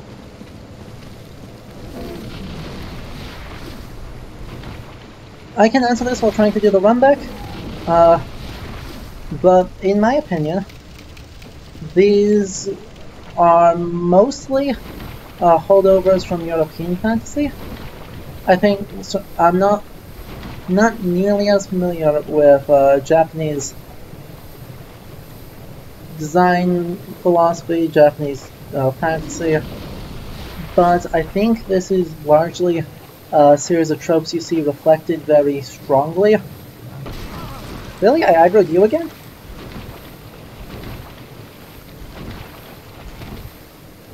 Okay. So that's bad. Anyway, I think these are mostly a holdover from European fantasy. You see a lot of the same thoughts reflected in Dungeons and Dragons. And so I think that's where quite a bit of the influence on this game ends up coming from. Because it's actually something you see less in like old JRPGs. Certainly there are problems of colonialism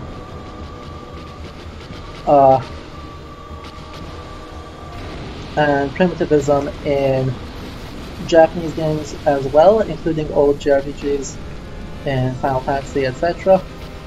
But I think they are largely less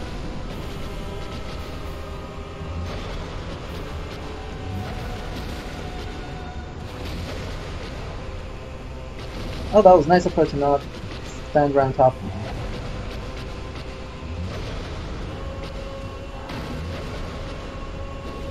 Okay. Now it's serious time as I try and stop screwing up.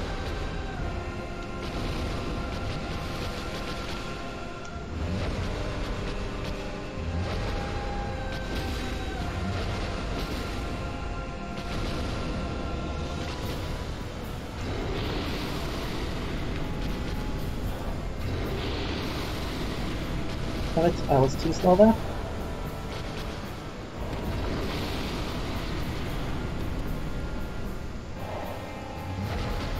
Where the hell are my souls? Oh, they're way on the other side of the room. Okay.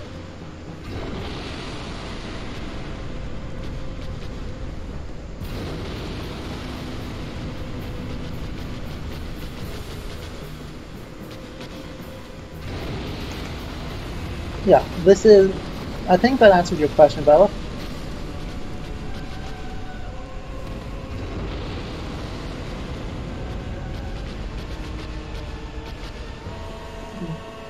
The issues are definitely still present, but I think they're less, or take a different form, I should say, than they do in this game, in other Japanese video games.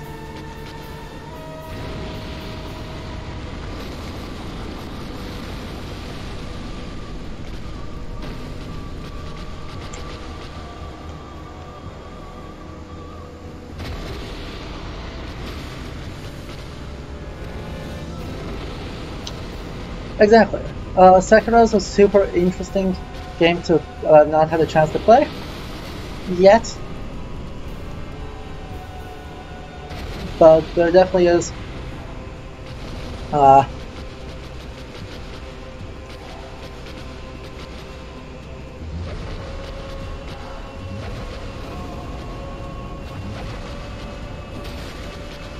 gosh, I'm dead. Okay.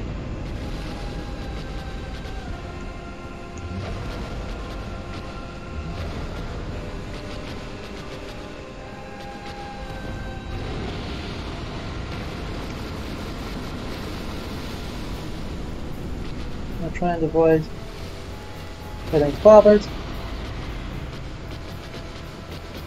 And one more fight here should be enough to do it. Come on, let me... Nate! Ah! I nearly suicided at the very last moment. I win. I did it. Everyone clap now. Okay, so that ends that, and having beaten this horrible, awful area, we go back to European Gothic as we enter the tower here. I get what they're trying to do of just a consistent like, this is the architectural style of buildings made by the gods, but still, it's kind of a little kick in the teeth at the very last moment that you beat Blighttown, you beat that shantytown of wooden structures, and you get rewarded with another European clock or bell tower. It's a hard pill to swallow. But having survived that, we get the ability to go to Sen's Fortress, which is not Baroque or not Gothic. It's slightly earlier period, medieval. Still technically Gothic, but it's very, very early Gothic relative to the rest of this. And then, yeah, that big tower with those giants, and then we're going to go see Anor Londo. It'll be fun. So we got the helmet going off of that, we got that, and then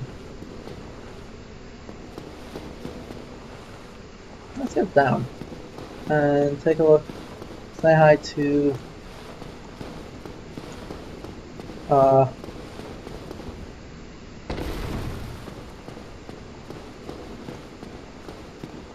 say hi to the lady through this definitely not suspicious bit of wall.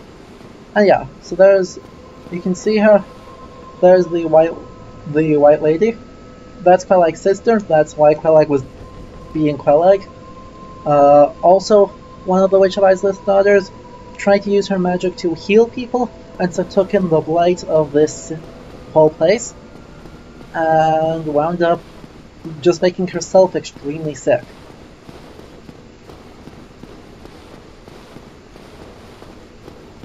It was nice for her that she tried to use pyromancy to heal people instead of light them on fire, but honestly, probably would have been more worthwhile in the lore for her to just burn this whole place to the ground, because, oh boy.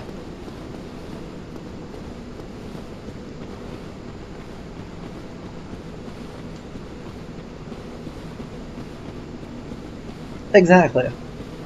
Being kind in this world does you no favors. Even for the player, being kind in this world just results in all the NPCs going hollow.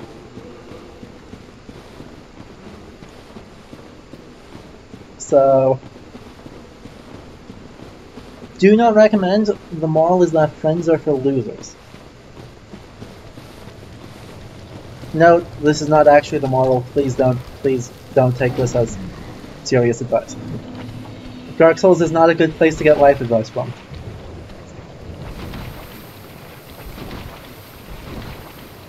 Dark Souls is not a good place to get frame rate advice from either. Holy god.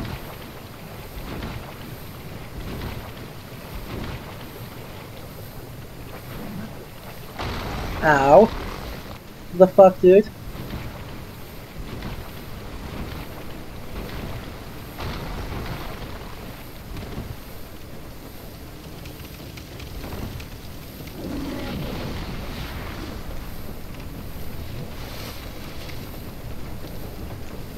So we climbing, we getting out of this hellhole, and then we gonna swing by Firelink Shrine and deal with everyone's best friend Lautrec. Because we haven't dealt with him. Oh, no. I screwed up. I screwed up big time. I did not deal with Lautrec before going into this place. So we're in for a surprise. Which, by the way, should mention, Lautrec's weapon choice is kind of really also problematic. Because Lautrec uses the shottle, which is a Hebraic weapon. And yeah. Nothing sketchy to look at there in terms of interreligious relationships. in the Middle Ages. Yeah, it's another moment of trying to get a sneaky weapon, wound up being really bad because it ends up falling into Jewish medieval stereotypes. Even though the rest of it obviously does, the rest of his character does not apply to that. I would not say that that was meant to be anything of the sort. Just one of those cases of being careless can do as much harm when designing a fantasy world as being intentionally bigoted. So, yeah, it's a case where they just kinda screwed up. Which is fun. I love when they do that. That's not a waste of everyone's time. Anyway, we are out. We are in New Londo. We're not gonna deal with Spooky Ghost Town in this stream. No, I'm not into it.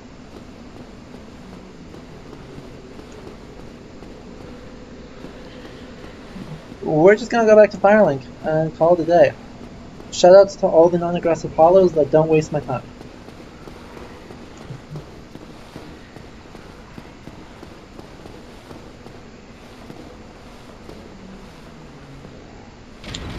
In the meantime, we're going to pop some souls to be able to level up enough times to get to use the Black Knight Halberd in Sun's Fortress.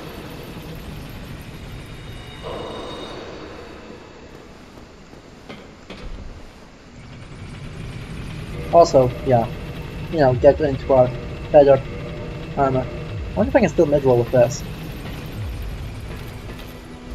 I can! Huzzah!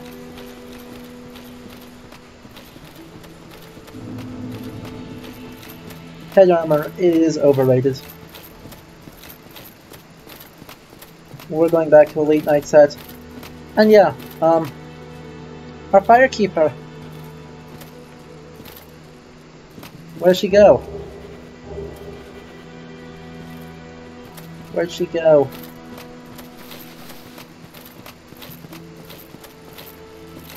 Where'd our fire go?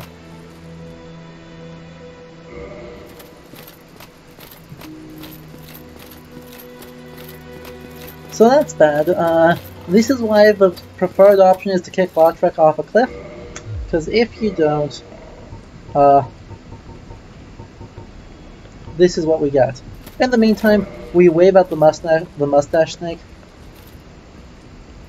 And we dare him to move.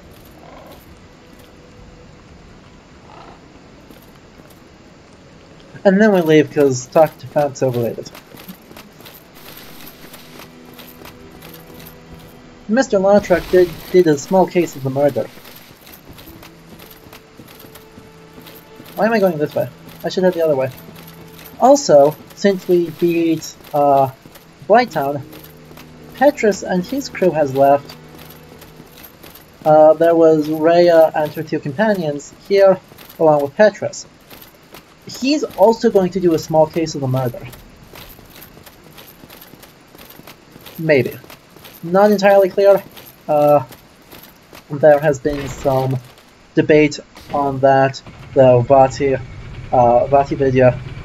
That's the interpretation he favors. I don't really see a reason to distrust his interpretation of the lore. So yeah. That's a thing. Now that half of the NPCs of the game just got murdered out,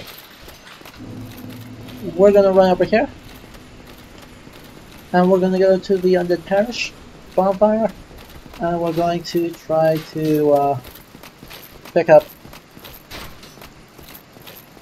the rest of the things we need to get in here. Good times.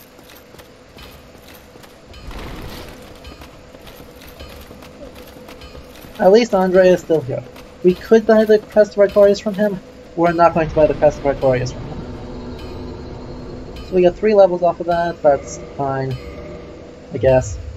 That should be enough for us to do this. Use with both hands to use effectively. There we go. Oof, I am fat rolling. Look at that chunk. Okay. We can move that. What else can we remove? Okay. Remove the hard leather boots for just sorcerer boots. Nope, that still is fat rolling. How heavy are you? 14 versus... Claymore's only 6. Ah. Okay. We could use styling coats. The coat is stylish, the coat is completely anachronistic, but it is very stylish.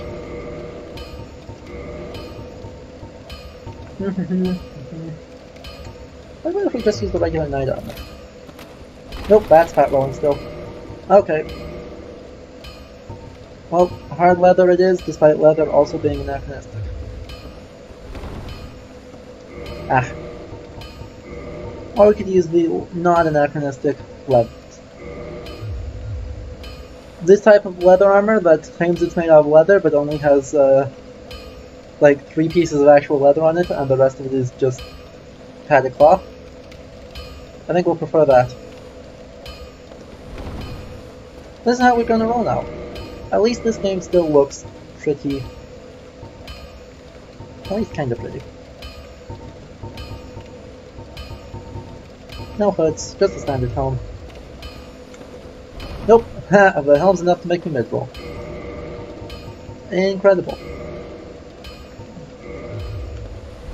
There we go.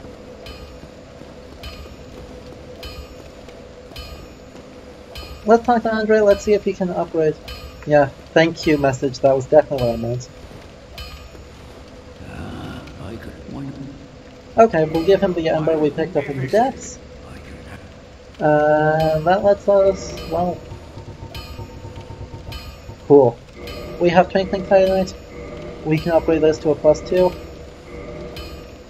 We can pop a soul in them. Let's pop a soul. Or 2.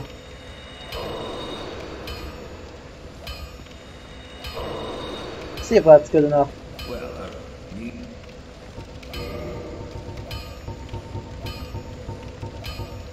Yes it is. Awesome.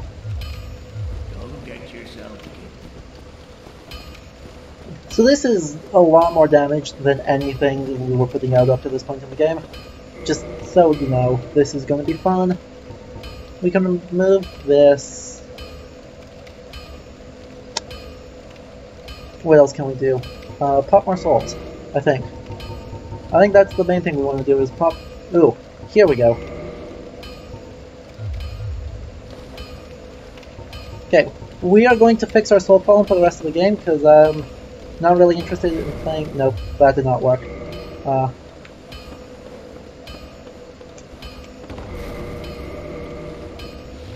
It also did not work.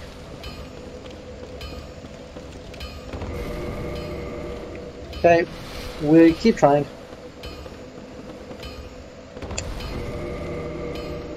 Yes. We dupe it, there's 8,000 souls.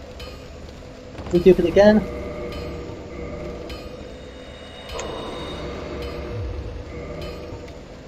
We dupe it again. We screwed up the dupe that time. And you don't actually need Estus flasks in order to actually dupe things, you can just dupe them for free.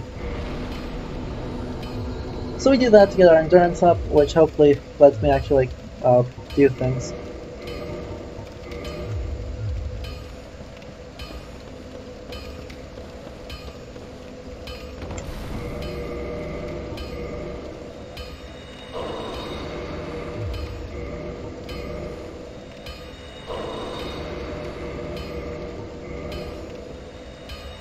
We do more duping, and I am a horrible cheater and you can all accuse me of cheating, and that's fine.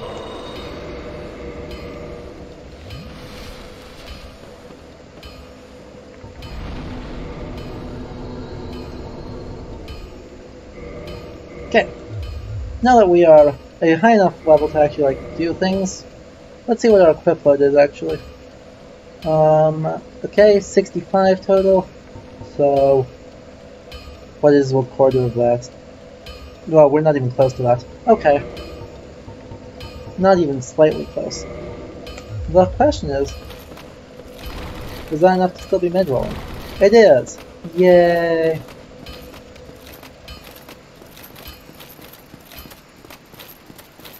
So, with this, we can now enter Sen's Fortress. Wow, we've actually only been going for 2 hours, which means we are on pace. I thought we lost too much time to Quelaag, but we are actually on pace for shenanigans. Hello? Friends?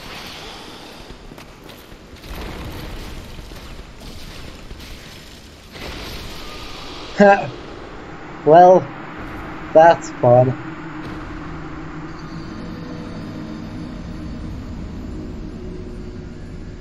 Sen's Fortress, everybody.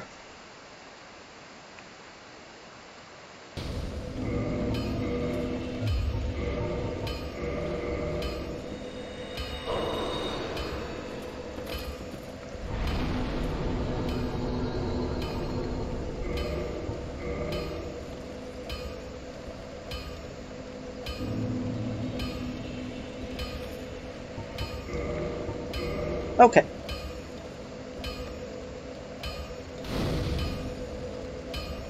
So yeah, as we went across the bridge here, we moved from this religious area, literally called the Undead Parish, with this being the chapel that Andre set up shop in, into this very intimidating looking castle area. This does follow late medieval construction, like that is pretty much like probably end of the, well, not even late medieval, this is high medieval, late 13th century square stone. It's again on a scale that's much too large, but at least the core of that is pretty sound. Come on this way. Come on.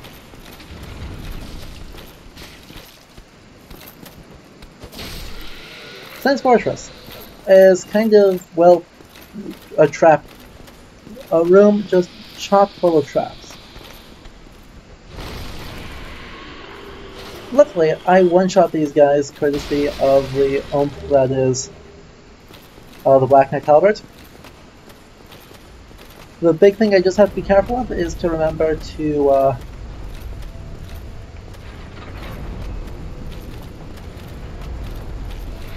if I'm going to shield, I need a... Cool. Could you, please? Please not? Uh-oh. Nope, I died again. Fun! I am good at this game, I promise. Yeah. So we move into this castle area. This castle area is designed to just be mean to people. There's really not a whole lot else to say about it. It is meant to be mean. It is portrayed as mean. Sen was whoever he was a terrible person that we should not respect. And so we're not going to respect him and try and make our way through here without completely dying.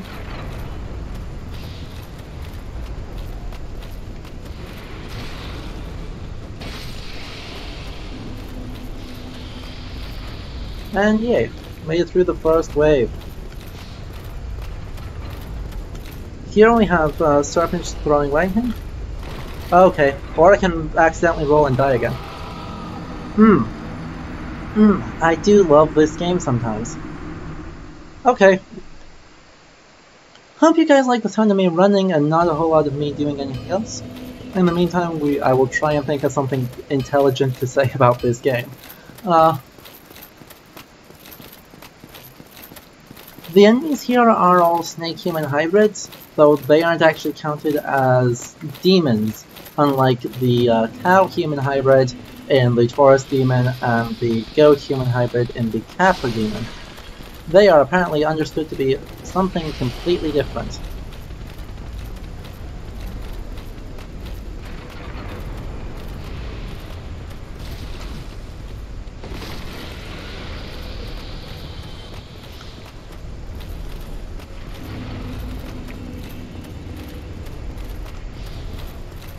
These swinging pendulum blades are just...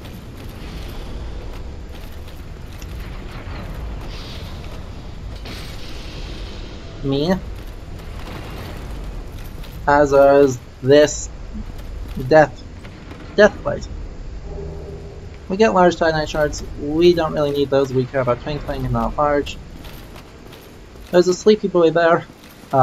You can drop a rock on his face to free... who's his face? Or you cannot, and can instead... okay. I think we were going for a second spin.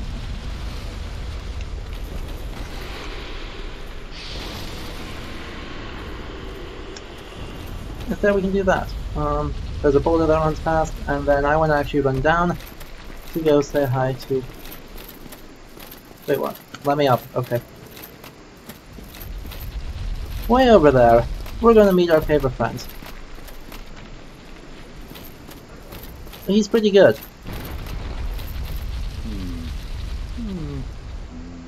Oh, forgive me. I was absorbed in thought. I am Siegmeyer of Katarina. I've run flat up against a wall, or a ball to be precise. I'm afraid I'm a bit too tough to do. So here I sit in quite a pickle, weighing my options, so to speak. So, we have here Siegmeyer of Katarina, everyone's favorite Onion Knight. His armor is a bit, like, comically plump, and, I mean, it says that people make fun of the helms of the Katarina Knights. Oh god, we clipped inside him. I actually want to get the camera to clip inside his helmet. Can we manage it? Hello? Oh, yep, there it is. A little bit more. Hello, Siegmeyer. So you can actually do that to see his face. There's actually a weird thing. You can tell, like, they just used a very default human face. They weirdly did not use their pre-made Katarina face, though. Because, obviously, if you'll remember in the beginning character creation, the Jubilant Katarina is stereotypically West African in design. Siegmeyer actually uses a completely different face and is a white person. Which his name is German, just quite literally, I think it's like Victory Bringer or something similar. So, like, full credit, it's not... wait, he doesn't trigger the thing? I thought he triggered the thing. Jerk. Okay.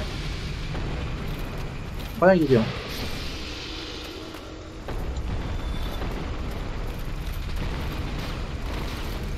Not getting hit by that. We're gonna let this one roll by.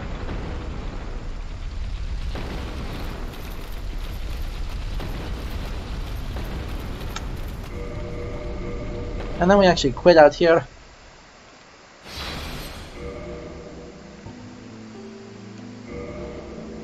Okay, awesome, good to know. And then we have plenty of time to make it past here, and thereby skip a good chunk of Sen's Fortress too, because I don't really feel like dealing with that.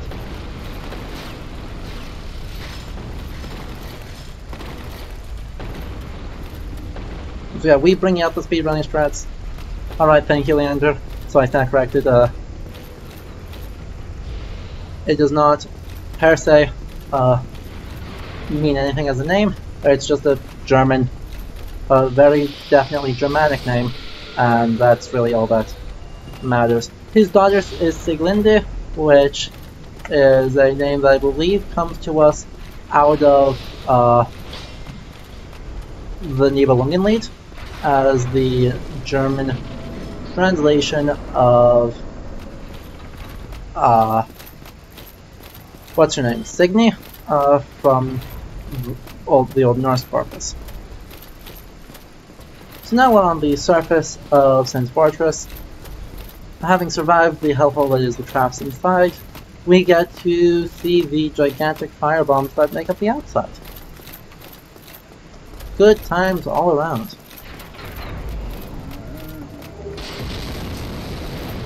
I am, however, going to activate the bonfire that's hidden down here, because I'm not crazy.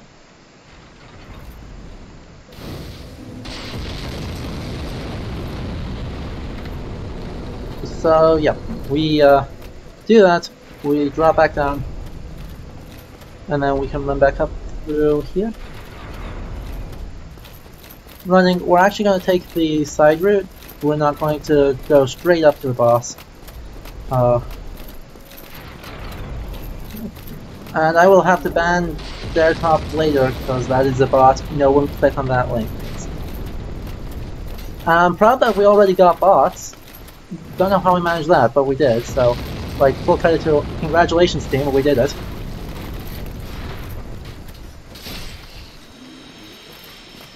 Everyone just ignore him, will give me just a moment and I'll get the ban going. Can I ban? Please? Please let ban. Ban. There we go. We banned the bot. It's fine. And now that my cursor is out of the way so I can actually see again, we're gonna take on another hollow NPC.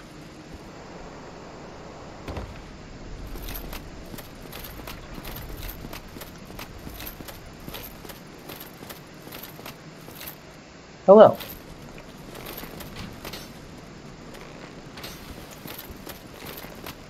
Come on, I need you to switch.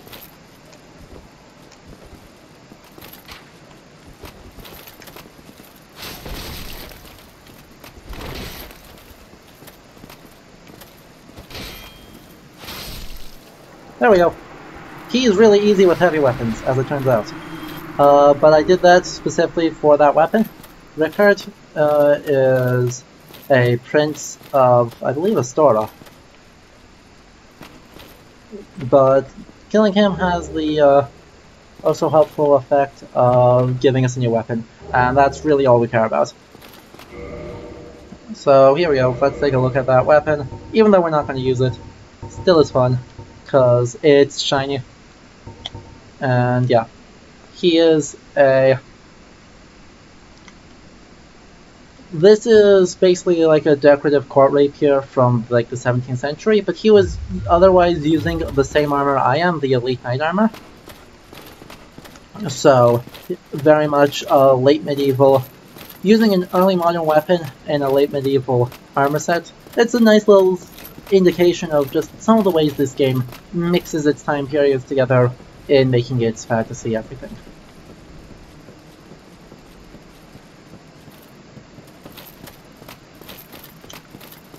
It's fun. Oh, we got another large titanite shard from him. Okay, now we're going to take out the, hopefully not get blown up as we're going through. Take out the Baldurnites on the way up, and then take out the dude throwing the bombs, and then we'll take out the other dude, the Iron Golem, and move on into Anor Londo. Hopefully the Silver Knight Bridge won't be too much of a meanie. I don't think I have the key to open this yet. Yeah. So we don't need the elevator going down. We're not freeing Logan. I don't care. Because, as you can tell, like, I'm starting to run out of interesting things to say of this game, which means our time of it is coming to an end. However, I can't justly say that, like, I've analyzed this game correctly if I do not talk about Anor Londo. So we are making it there, we're gonna get through it. Hi, come over here. I'm not gonna fight you in the open.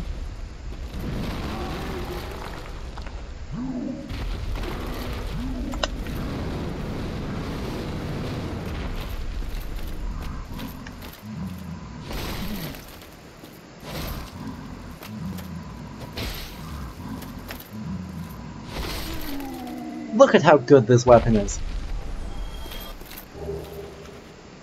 4-hit KO'd a giant. Sadly, he is not as friendly as the giant in number 3. Oh yeah, and if we come over here, we could just, if we were human, we could basically just take a break. Because there would be a summon sign here for Black Iron Charcas. Now, Black Iron Charcas suffers from the same problem that the rest, that is very common with fantasy, in that heavy armor and a big shield are for some reason correlated. Come on over here.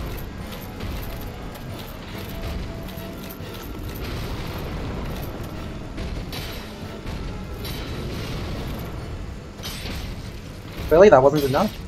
Okay. I am shocked he's not staggered. What the hell is going on?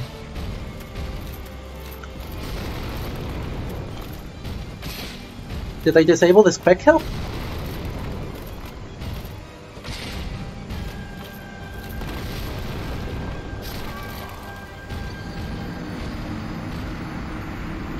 Exactly, Art of the Conclave. The armor is the shield.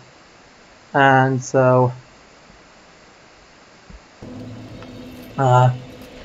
you don't...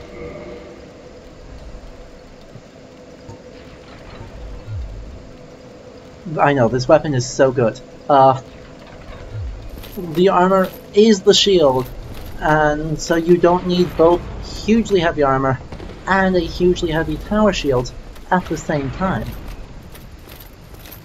That was not a thing that was historically practiced super much. Obviously, like, the Roman legionaries had something not unrelated in the fact that the Lorica Segmentada was actually pretty solid as armor goes, and then they had the Scutum as their large shield, but that's nothing compared to a tower shield.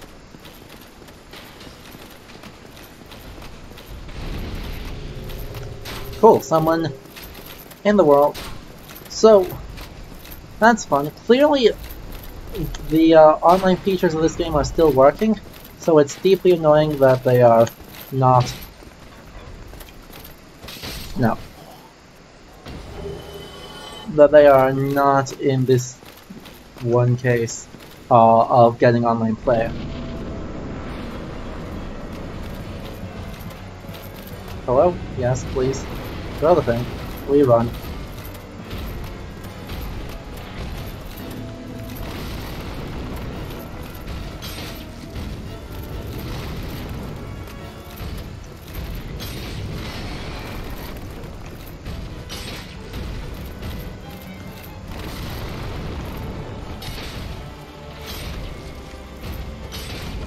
There's the stagger. Holy god, that took so long.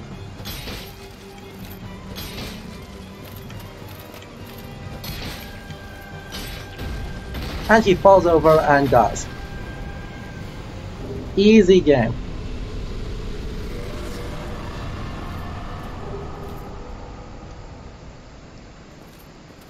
Yeah. For a long time, the Black Knight halberd was the preferred weapon of speedruns. I think it still is on the glitchless speedrun that you use the Black Knight halberd. Because this weapon is that good. Now, we beat this all very crumbling medieval, though with very mixed amount of references to the Middle Ages. We see these horrible, grotesque, well, they're bat demons, but they're basically like if gargoyles on churches turn to flesh, and this is our reward.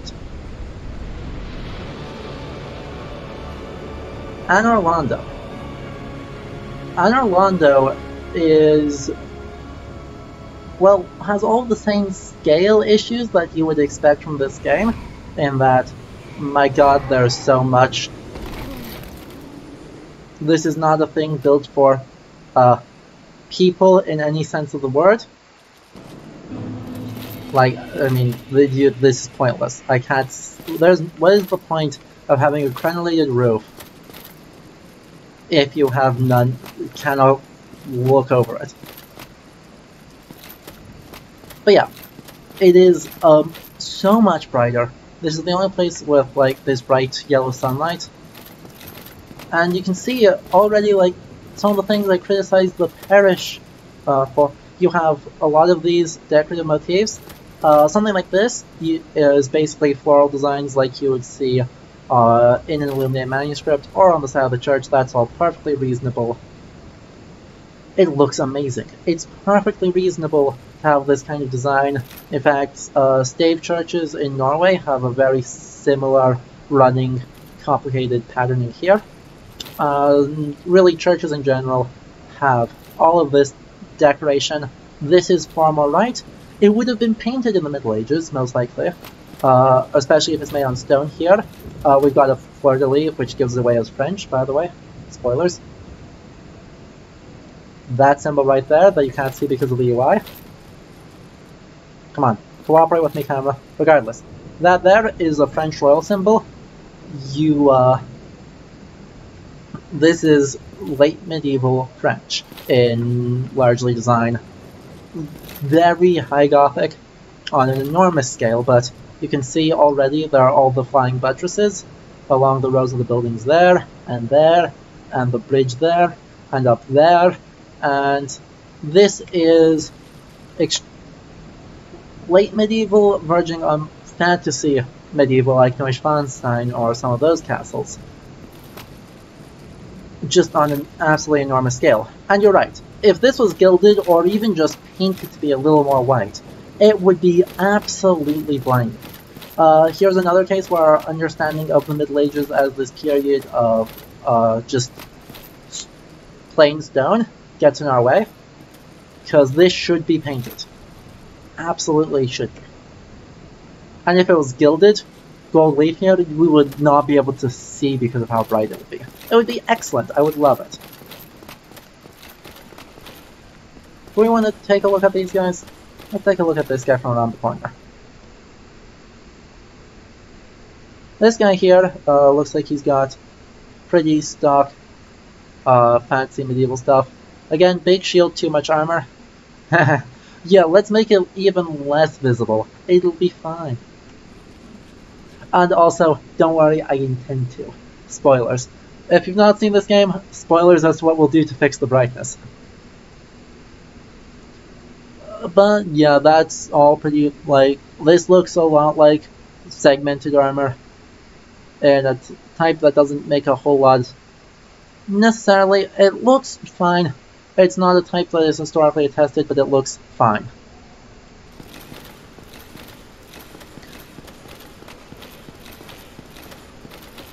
Obviously, giants are not really a thing we see here.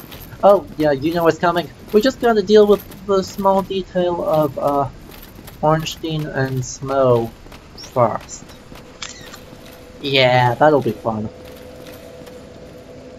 Well, you are a rare visitor. Welcome to the lost city of Anor, Londo, chosen undead. How do you lose something this size? Exit here, but head straight yonder. If you are the chosen one, a revelation shall visit thee. What follows thereafter depends upon you. How do you lose at the city this size? Answer me, Firekeeper.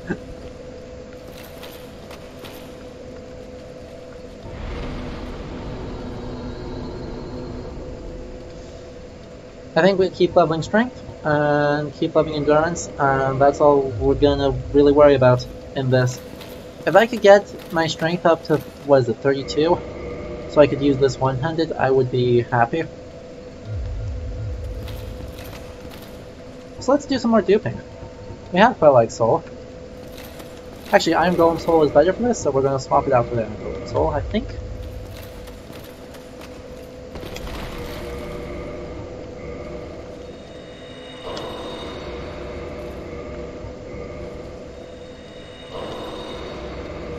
We're a dirty cheater who cheats sturdily, and then this is fine. To be honest, the main reason I'm doing this is that it's just not worth the, it is, in my opinion, not worth the time it would take to grind up to be able to see me be playing the game fully on its terms. And so rather than wasting our time by grinding and dying a whole lot trying to build up enough souls in order to do the things I want, I'm just going to use the souls to get there, and then that lets me talk about more interesting things.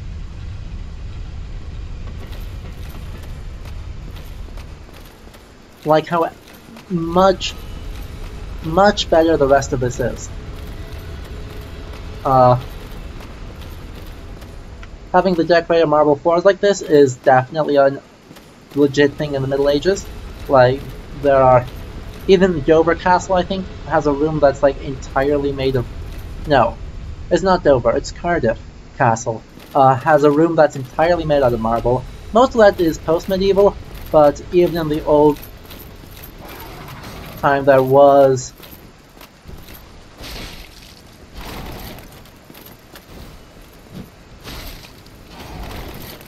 Look at how easy these guys are now.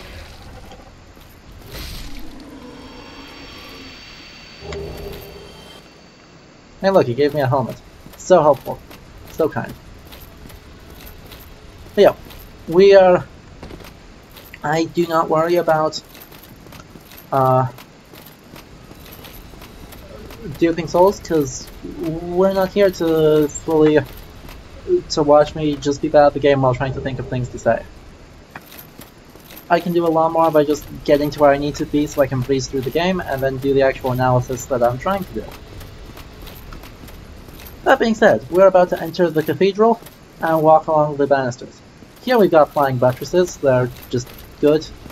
And yeah, we're looking at probably end of the 14th, 15th, 16th century designs for everything here. Big windows. Very fine glass, and painting guardians. Could you not? Hey, thanks for the throwing knives. Okay, painting guardians are annoying. Like, they're not hard, but with this weapon they may actually be kind of difficult.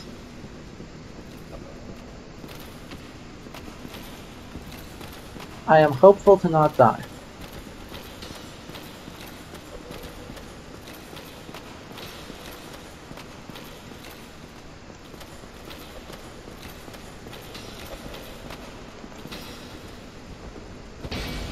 Seriously? Okay, but like, could you not? This is not that hard of a thing to hit. Ah! We're just gonna switch to a different weapon, because I'm not feeling it.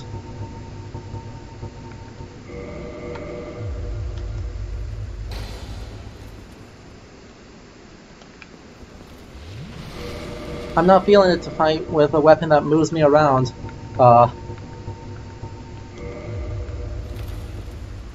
On something that does not like being moved.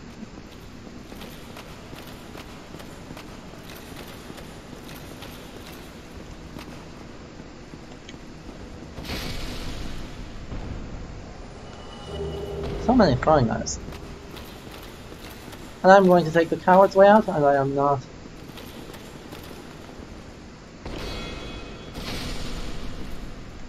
I am absolutely not going to make that jump, even though it's definitely makeable.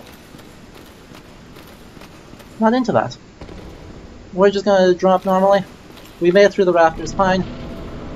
We'll take a look at this from the bottom, where we can actually take a look at it more thoroughly in a moment. We're not going to look at it from rafted height. We're just going to find the bonfire down here. Then we're going to take on the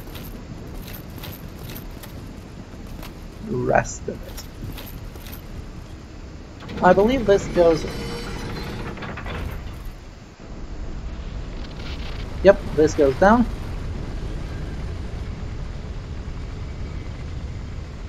Connects that, which is great news for us.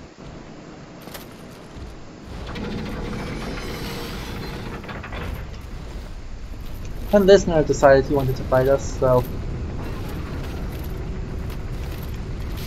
we're gonna see how that thought goes for him. As you can see, it went well. So we got the helm, the shield, the halberd, and the tail axe off of these guys from the 4 of them we've fought. It's so good. I have such good luck on these drops right now.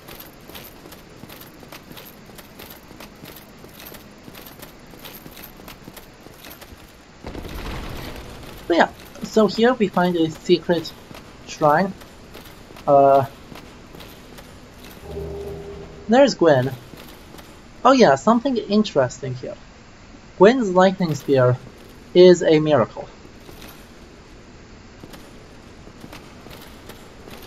And this is something that would not normally get classified as miracles or any sort of divine intercession. Summoning lightning is definitely not one of those things. There's lots of very terrible things that get classified as miracles. We don't need throwing lightning to be one. That is pretty clearly a reference to Greek mythology and to Zeus.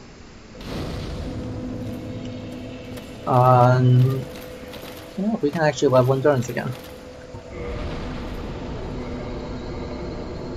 That's a reference to Greek mythology and to Zeus. And so, 67, what would that be? Still is like 17 to pass though. That's no good.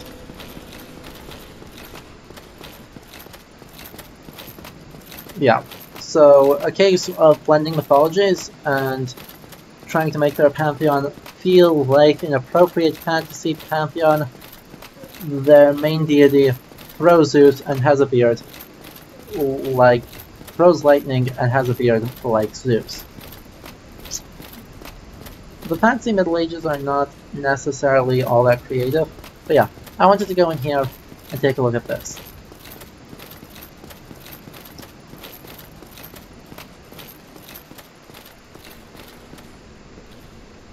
We're gonna have to spend some time clearing out these guys. Hello. You surprised me. My armor's starting to be a bit low, so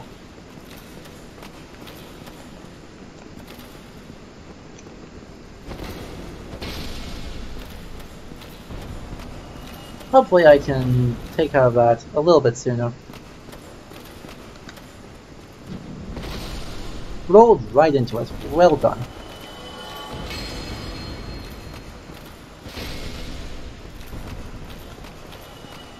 And fighting these guys is so much more convenient now than I think it's ever been on any playthrough I've done. Because I don't normally play with things this big.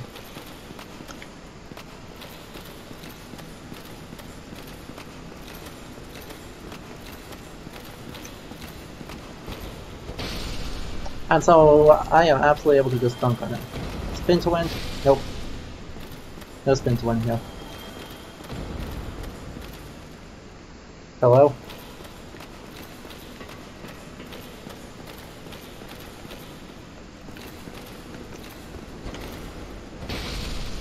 Dead. Nope. And dead. Okay, so we're taking out all these painting guardians. We'll take a look at them design-wise in a moment.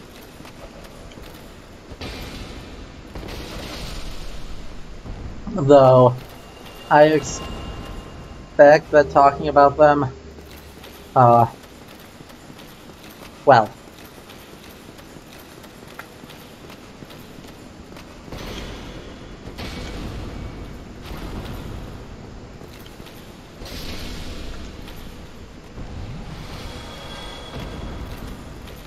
everyone say hi to Tarkus, say goodbye to Tarkus. Anyway, looking at these guys, long flowy robes, otherwise fairly tightly fitting. These have really no reference in the historical Middle Ages.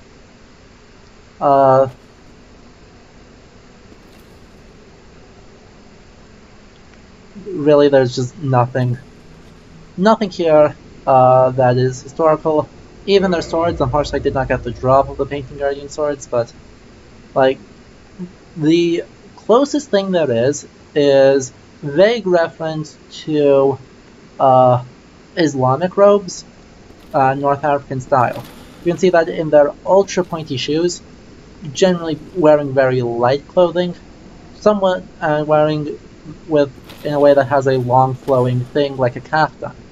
This design is not actually Islamic in any way, shape, or form, but it is, I think, designed to draw vague reference to it. And these guys are defenders of this very nice painting, of this very snowy landscape. I wonder what happens if we touch it. Pet the painting. That's weird. Nothing strange happens there at all. Sure of it. It's a very nice snowy painting. This is obviously not a medieval style of painting. It has perspective.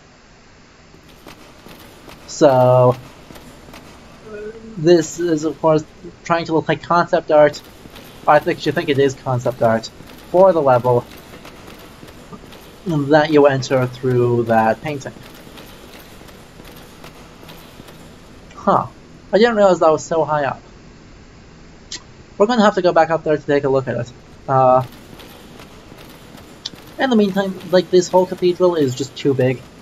That's really my main complaint here, is that this is much too big. All the actual design is fine, except the Gothic style is designed to make things feel as bright as possible, with as many windows as possible. They've got the windows, but the space is so large that the windows do nothing. And so this is just, it's too big for how big of a space a cathedral can possibly support. And yeah. Again, it's trying to make this clear that this is the home of the gods. Like, this is definitely a... Oh, that's going down again. Okay, time to go back up. This is a sacral space, and this is a space built by and for the gods, but even so, we see all the gods through that. Even, like, Seath the Scaleless looks absolutely tiny in that space. Gwendolyn looks ridiculously tiny in that space. Could arguably said that, like, Guinevere fits that space well, but we'll get to Guinevere.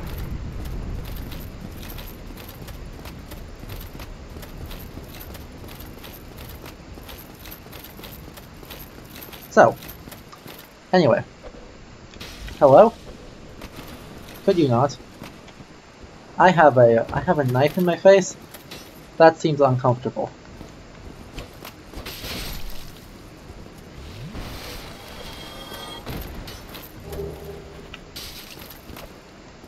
Could you not? Hello? I'm trying to do analysis here. Dude. Strictly unnecessary.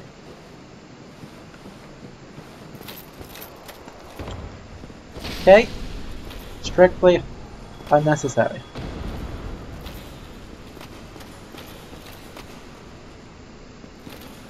So we have there, I think that's supposed to be Guinevere, with 2 Silver Knights guarding her, and so that design looks, well, the marble with gold is very Greek. This design does not say medieval to me, that says drawing on classical Greek tradition, which is unsurprising, given the nature of where our most famous set of polytheistic gods come from. But even so, yeah, that's my take on that, is that that is not really any sort of devotional icon or a statue you would see in the Middle Ages. That looks like more it's a Greek design that got transplanted into a Gothic cathedral.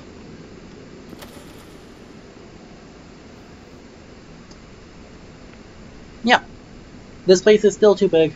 Not a whole lot else to say about it, other than stop making your things too big. It's a waste of stone. Now obviously, making something big in the Middle Ages was understood in a very different way to what I am complaining about. The making it big in those terms is definitely not seen as bad in any meaningful sense. It, in fact, is a way to prove piety, because you are spending resources to build something that glorifies God. So, similarly, being a patron of the arts, including lavish sculpture and painting, was justified for the same reason as not idolatry, we swear.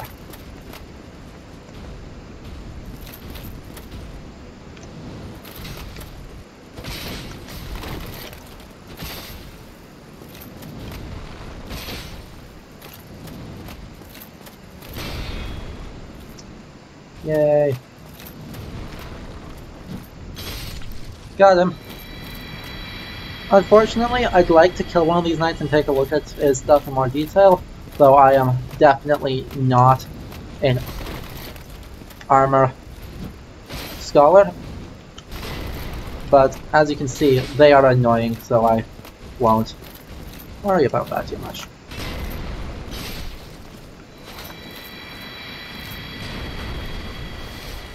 Luckily they die pretty quick. Oh yeah, let's take a look at Tarkus' set. I was going to do that.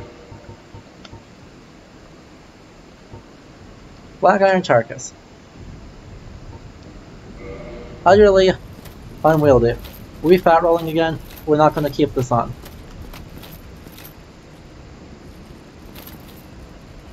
It's actually a really nice functional set of armor.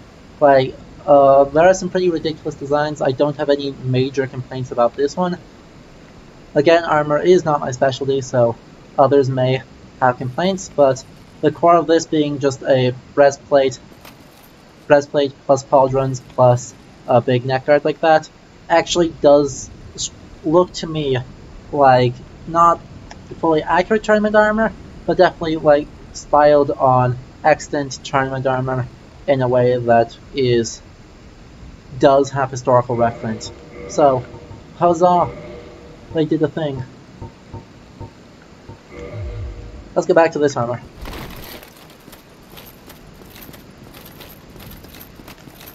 So we are about to get to the fairly infamous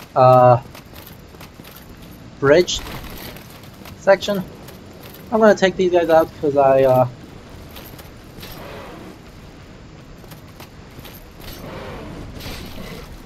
wow, they don't get killed in one shot. Congratulations.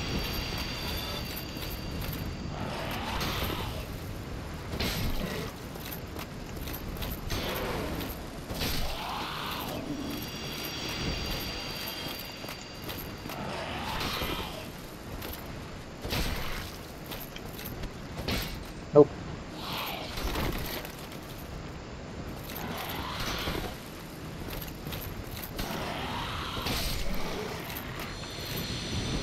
Okay, we're going to run past the other ones though, and we're going to try and cross that buttress right there.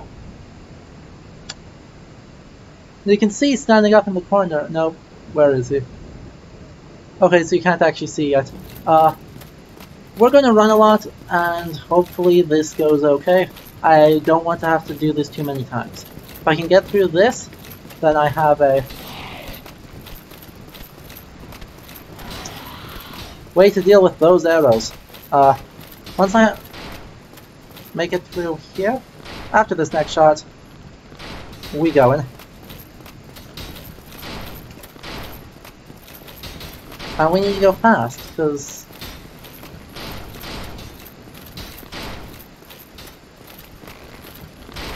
ow. Could you not? Could you not? Could you not? Wow, made it on the first try.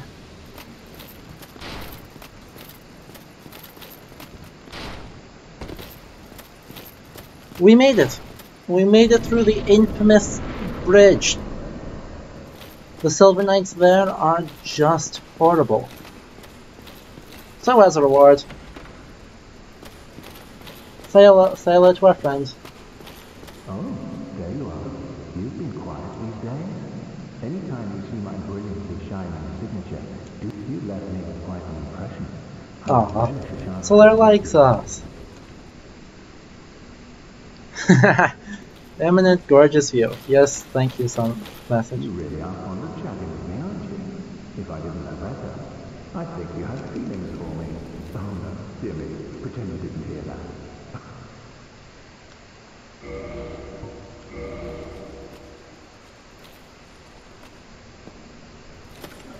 Solar thinks we have a crush on him. He is adorable. We are not going...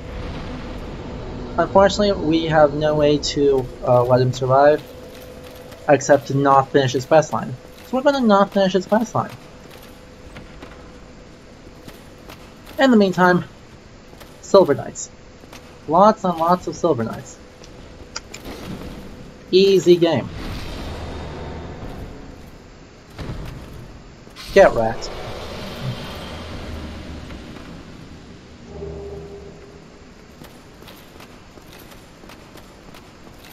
So, the Silver Knights here, I think, are probably the clearest example of fantasy armor, as I like to term it. That armor has articulations for no obvious reason. It's a cool design, but it doesn't actually have a whole lot of reference to anything, or a whole lot of reason for it to exist like that. Huh. So we go through here, and we see the secret thing. Hiding a secret doorway in a hearth, in a fireplace, is not something I've heard of particularly being a thing, though I know it is like a common fantasy location for things. Stuff did get hidden in fireplaces, but I don't think in the way that they mean here, like this. And so hey, that chest is fine, right? That chest is fine.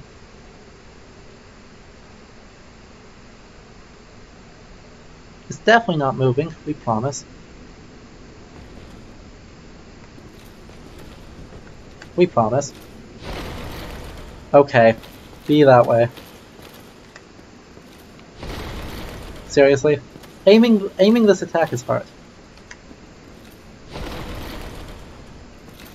I am amazed.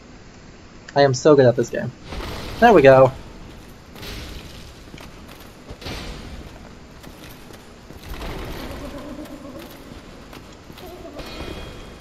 Nice spin kick, nerd.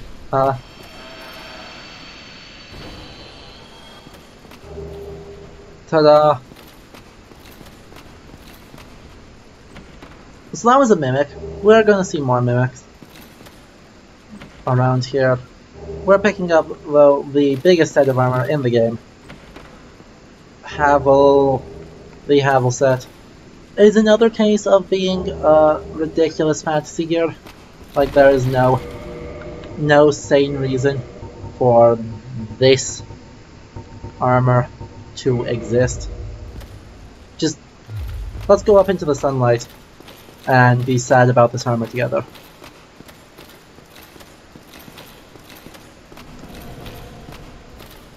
Because there just is not a reason why this armor is like this. It's literally just made out of plates of... well, I think it's stone. Let me check that. Pretty sure Havel's is stone? Yeah. Carved from solid rock, its tremendous weight is matched only by the defense it provides. So, that's...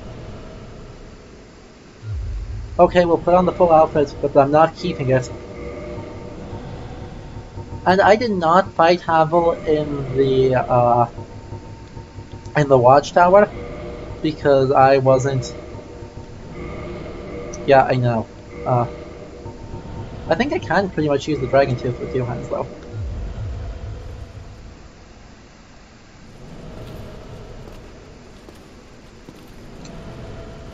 Look at that.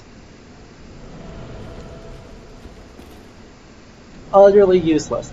There is absolutely no reason with armor like this why you would ever want a shield. But yeah, as you can see, it's just like literal plates of rock and the inverted tooth of a dragon. So, yay. It is... This area is full of peak fantasy armor.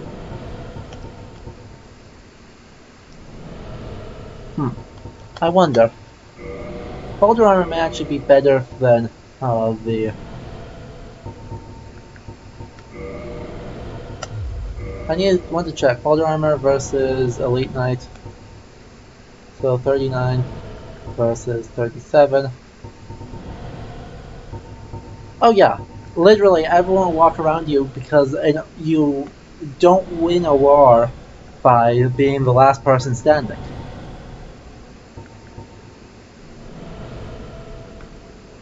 Lightning defense of 15, lightning defense of also 15.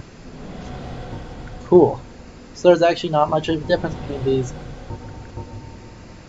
at all. Which means I think we're going to use the Boulder set. At least for the moment. Wanderer manchettes and leather boots and some kind of helm. Standard helm? Oh, let's get rid of these because these are just bad news for us too. Brass press shield and Black Knight halberd plus 3. Nope, we fat rolling. Okay, we're gonna have to change things up. Cool, that was enough. You know, on second thought, the design of this armor, at this point, the armor is so cracked that maybe it's not. Oh yeah. Absolutely, you'd be extremely safe, and you may as well not even be there, because you're just gonna get walked around. Okay, Wanderer manchettes are 2 months, I guess, so we'll switch over to that. There we are, now we're mid-rolling again.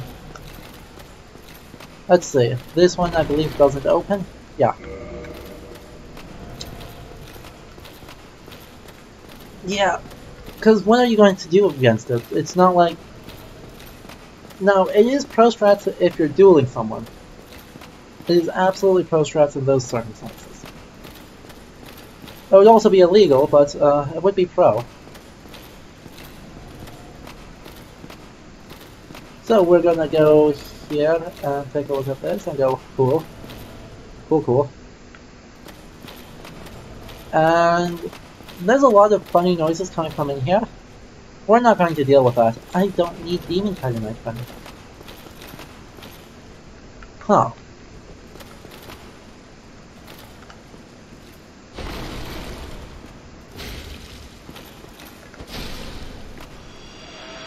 Huh. Gold coin.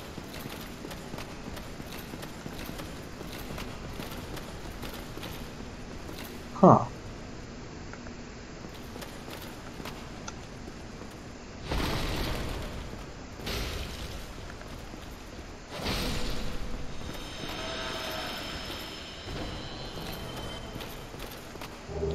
Silver coin.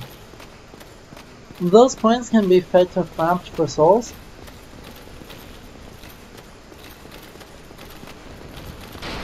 Though, I think really they're mostly interesting for the sake of lore.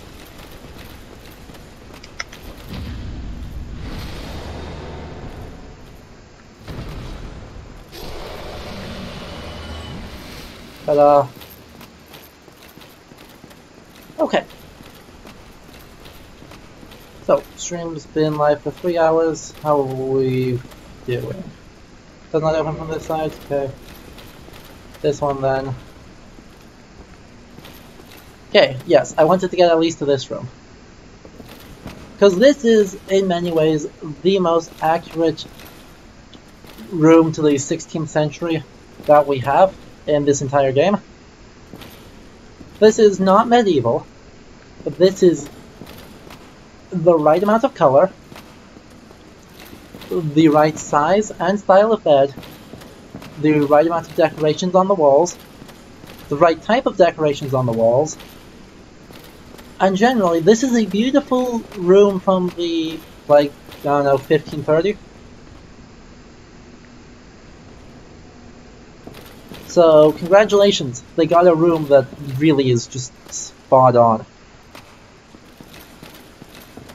You maybe have a little bit more than just this table here, and the size is a little bit too big, but yeah, this is a good room.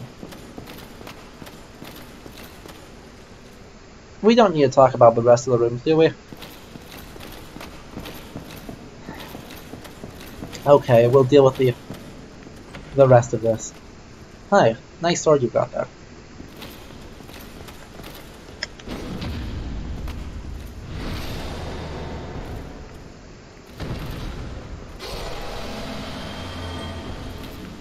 Good.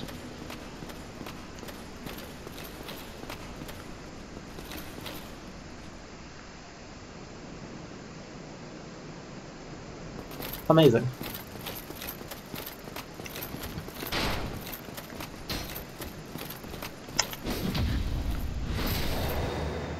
Not even difficult.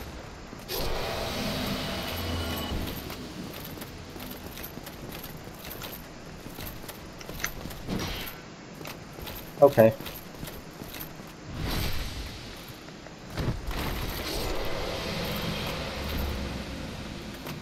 There we go. We go down here. Huh. Sigmar is not here yet. Oh, I know why he's not here. I screwed up his questline. Hello? Hello?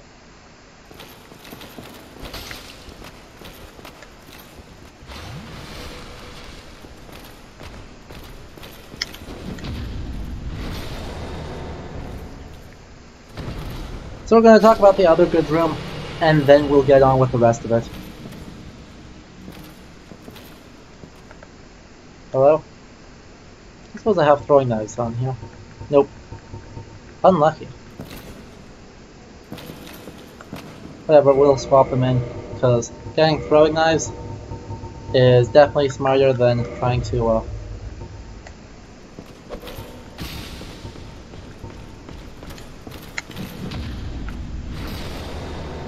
deal with the rest of it.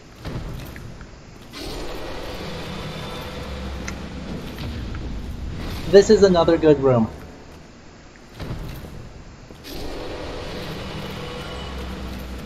Not a whole lot else to say to it. Paintings are a little bit grim. Could use some touching up, revarnishing, but other than that, good room.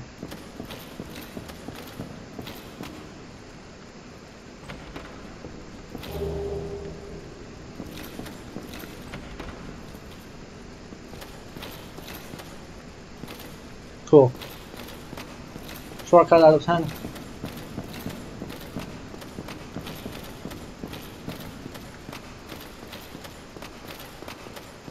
And yeah, we're gonna prepare to lose all these souls repeatedly, because I've got a lot of them right now. But that's not gonna help us a whole lot against Ornstein and Smell. Though this damage will. This damage is actually super useful to deal with them.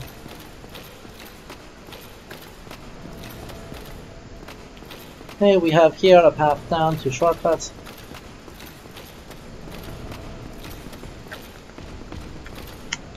Oh, well, just screwed that up horribly. I don't have enough vitality to reliably parry you, so we're going to heal.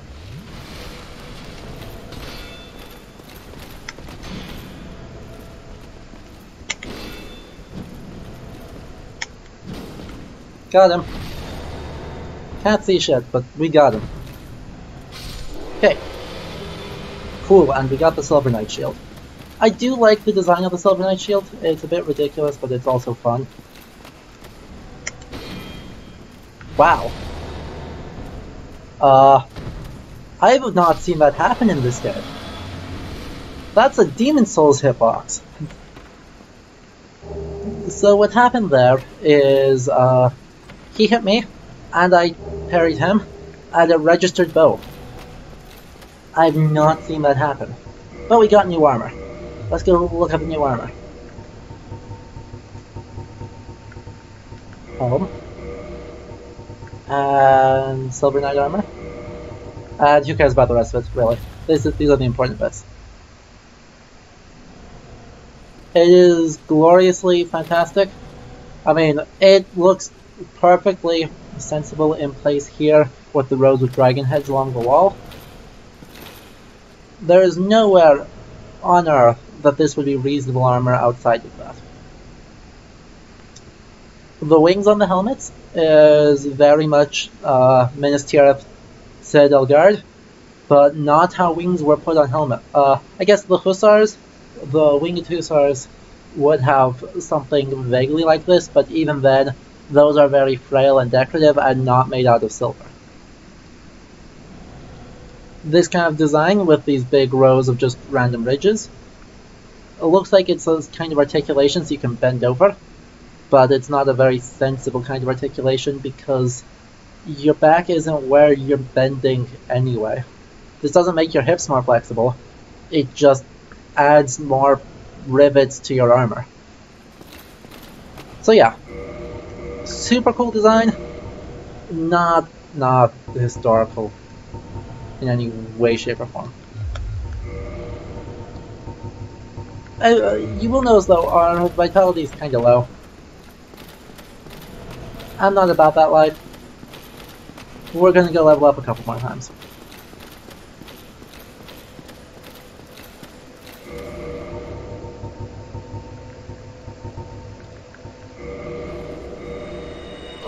Maybe we can get...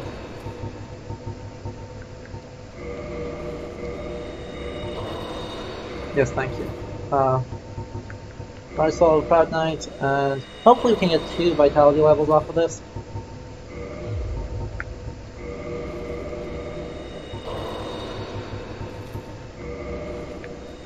Off of these 50,000 souls. Yes, we can. Oh, we can even get 3. Nope, just 2. So close to getting 3. Okay, we're gonna kill one guy, and then we're gonna come back and level up one more time, and then we'll move on to the,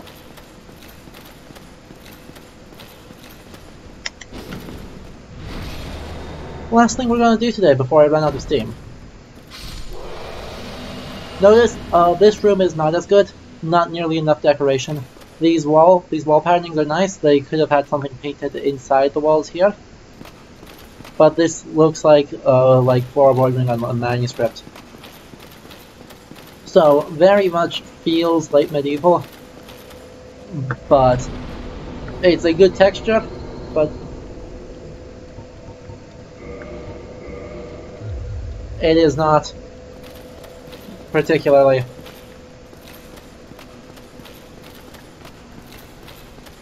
awesome and good here. Okay, go on.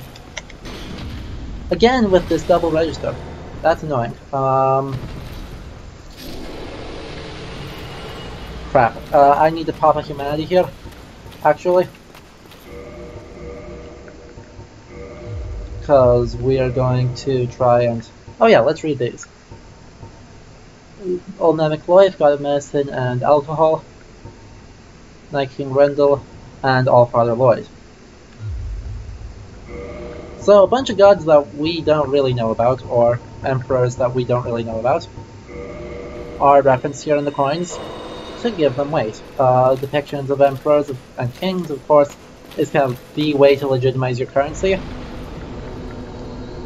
Showing the gods of some kind, unless if the gods are a legendary originator of a place.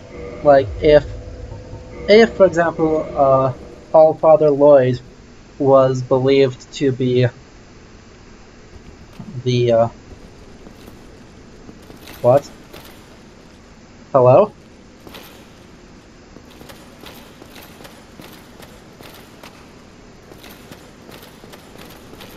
Excuse me. Cool. Well, the game gave me my Estus, it just bugged out. And it let me move, so I'm not gonna complain. So we're gonna skip all the dumb things here. We're gonna jump over this railing. Eventually.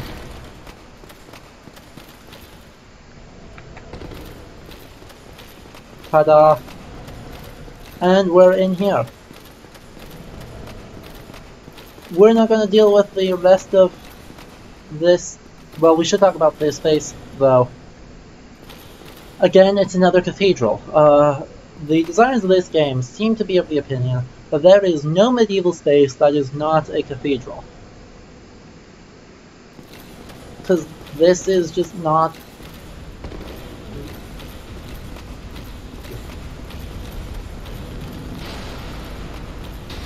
This is a cathedral into another cathedral.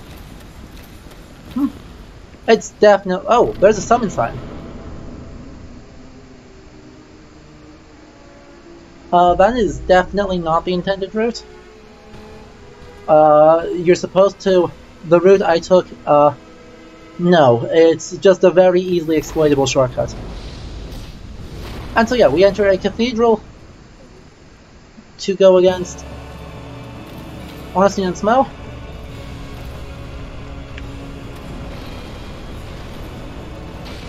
Nope.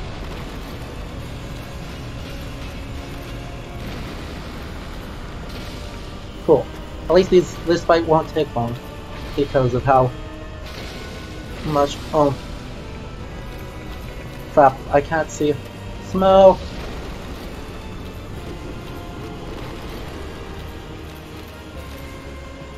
Come on, I need to get Ornstein over here without Smough. There we go.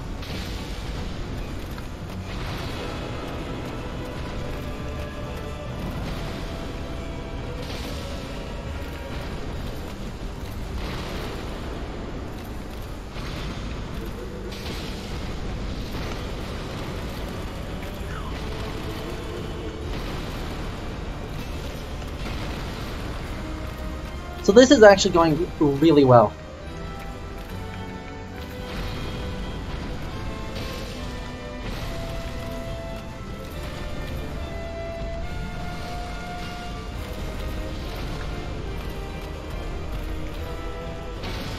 God damn it. I say that as I proceed to flub a shot which could have one-shot me.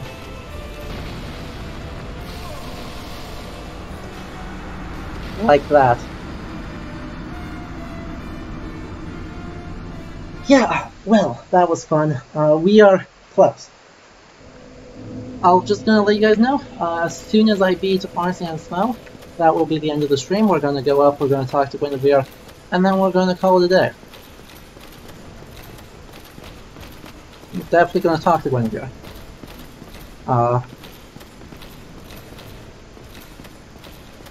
Yeah. Trust me. Oh gosh. Hello. What are you doing? Could you not?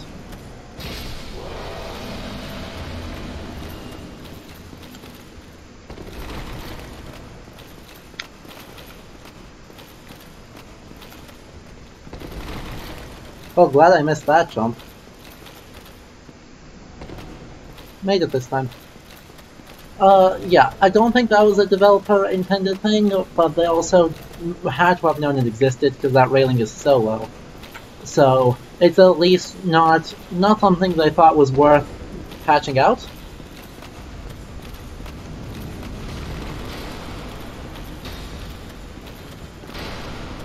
Okay. So let's see if we can get rid of Ornstein and Smough faster this time. Specifically Ornstein. I don't care so much about...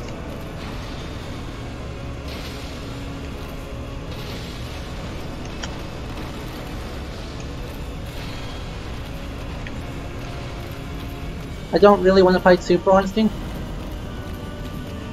Nice. Nice.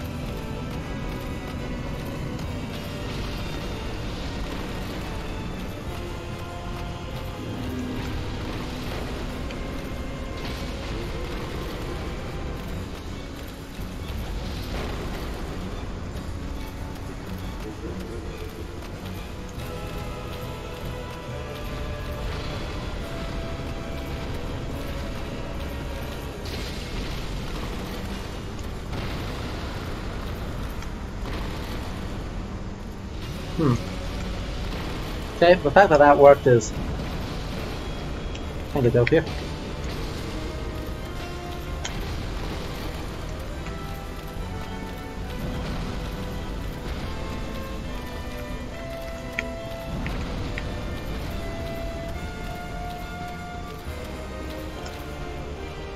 Yes, fine.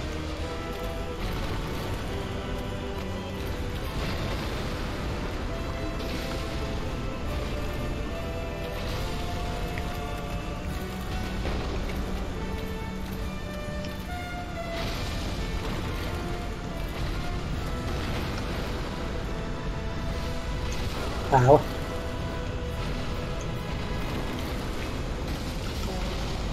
Cool.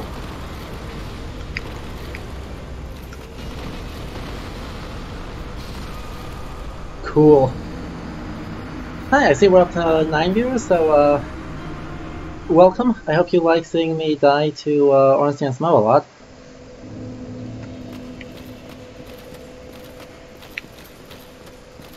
But yeah.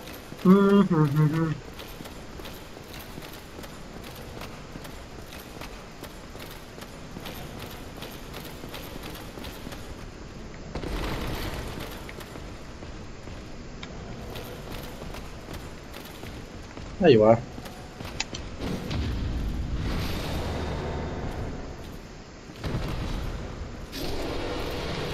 Ooh, that's an item. What item is that? Hey, I got the straight sword. Another one of my personal favorite weapons from this game, because it's so stylish.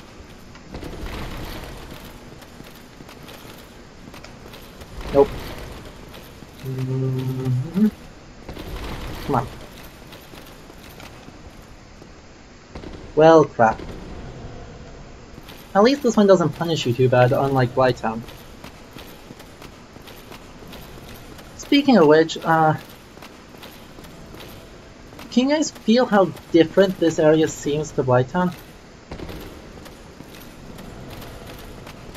Like, this area is not less dangerous, but, well, this area feels a lot cleaner and a lot emptier than Blighttown does. The enemy density is quite a lot lower. Obviously, not none, but a lot lower.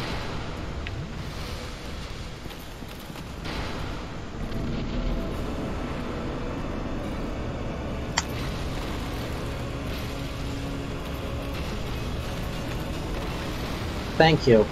God damn it.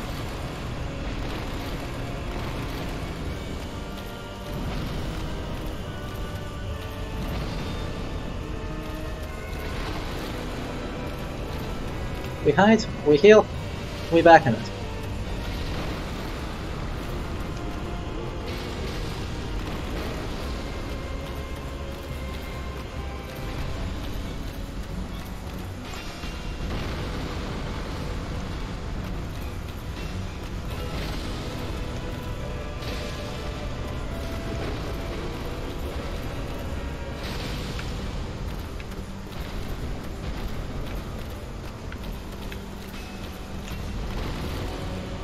We're just healing out in the open, it's fine.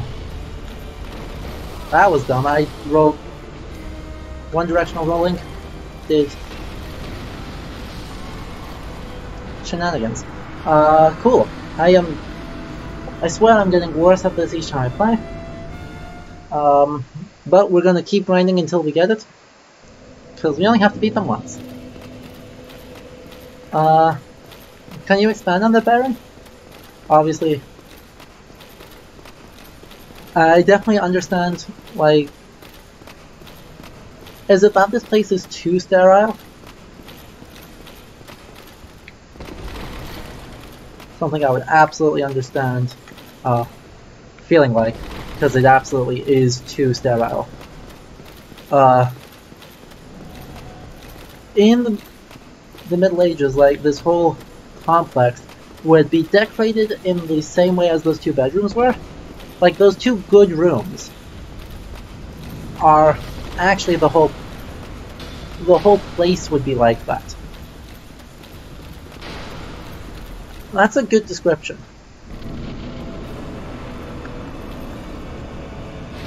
Ah, come on, I rolled. I totally rolled.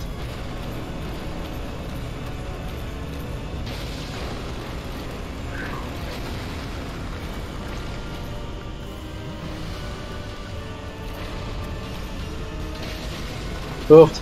I'm alive? How am I alive? Never mind. Bad run. Bad run. We'll get him next time.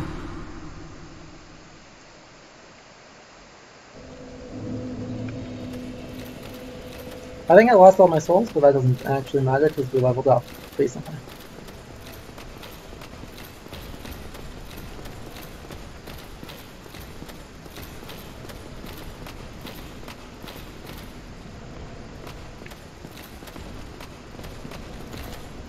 Well, that's no good.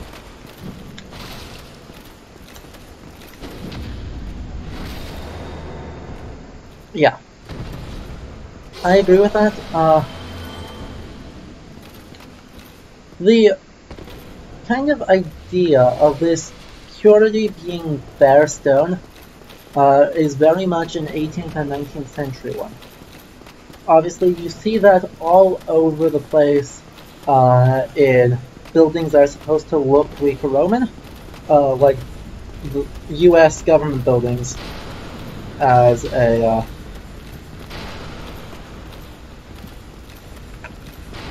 good example. There's the sense of, oh come on, I rolled. Well, that went badly. Doing great. As I said, we're gonna keep going until it works. Yeah. Anyway, the US government buildings show that very clearly. Part of the appeal of that is, I guess, I'm actually not sure, to be honest, because I've never found that idea to be particularly aesthetically pleasing.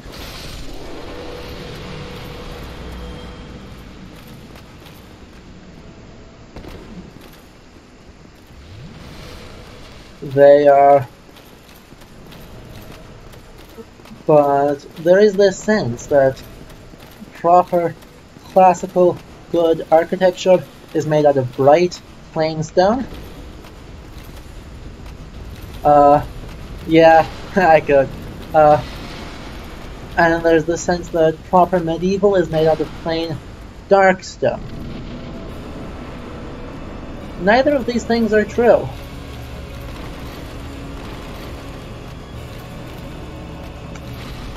There we go, got the...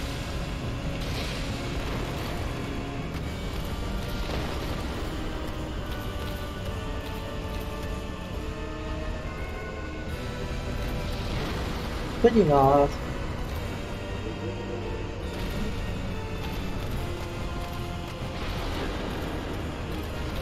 Come on. Ornstein, get over here. No, that's Smoke.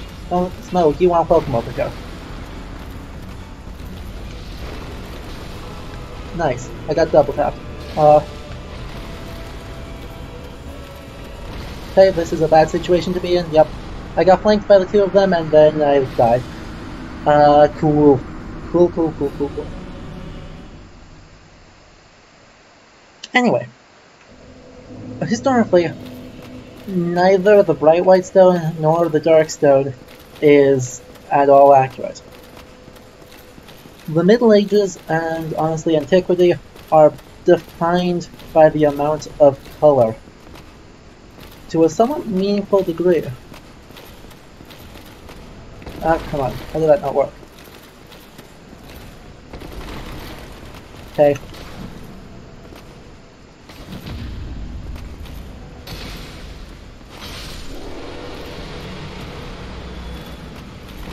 Nope. And yeah. So having color on every wall you can, both for elite and for common homes, by the way. This is not just a rich people decorated their rooms. Everyone decorated their rooms. This green marble is definitely a known thing. Also, where's another one that has that? There's a monastery in Prague that has the same green marble.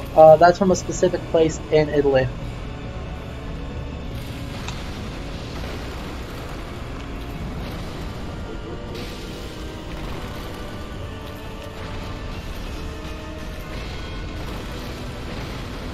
Cool.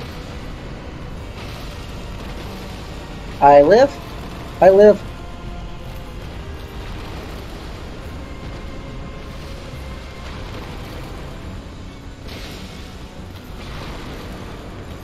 Nope, can't go into that attack. Here we go.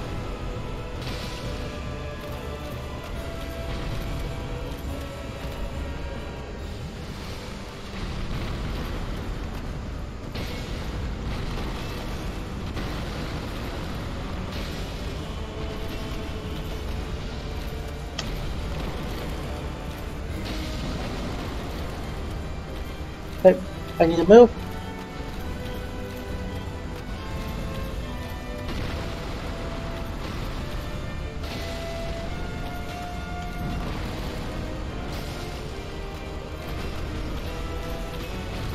Damn!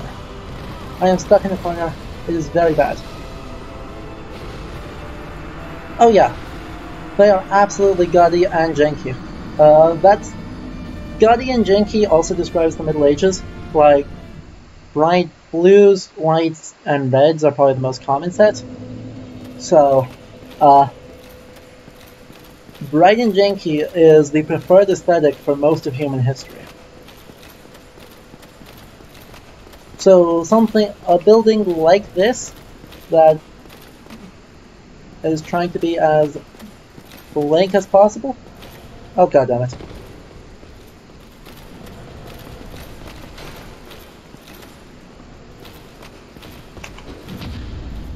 It just does not hold water.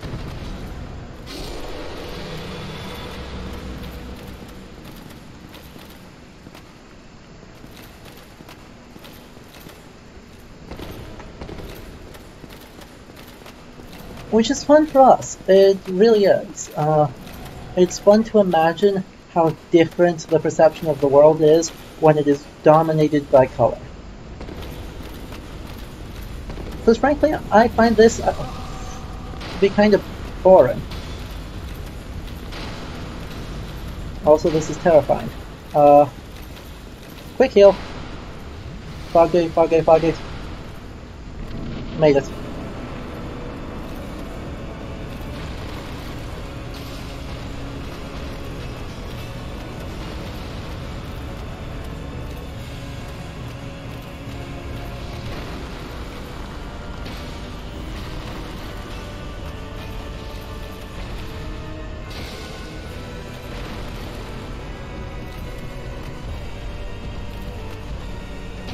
Damn it.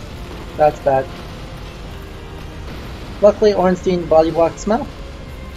Again.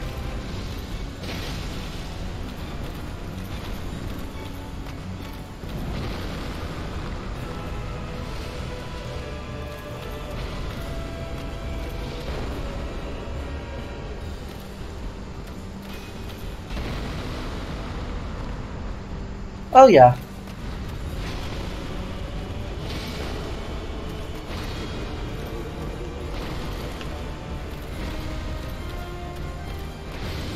But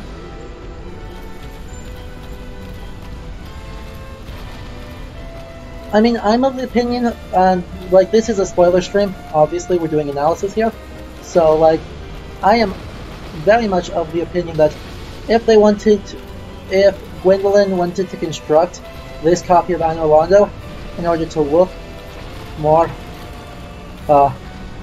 quote-unquote, clean, and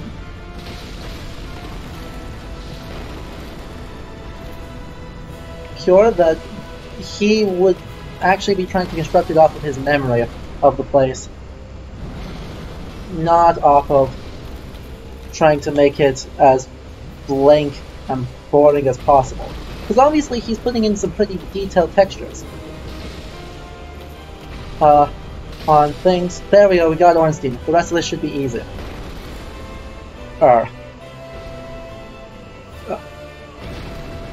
But yeah, the color could have just washed off. Obviously that's what happened with classical buildings.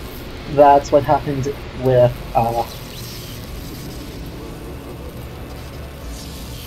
not with medieval buildings. Color does not last long on exterior surfaces, so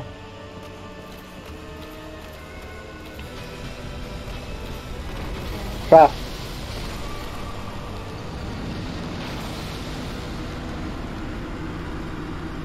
Fun game. We're gonna dupe some more souls because I want to get more. Yeah. I mean, there is evidence for that. Something like this does not make sense as a design without painting. But, and I certainly hope that that would have been the case. However, the boring reason that I don't subscribe to that is that the odds that that is what the developers were doing is very low. Okay.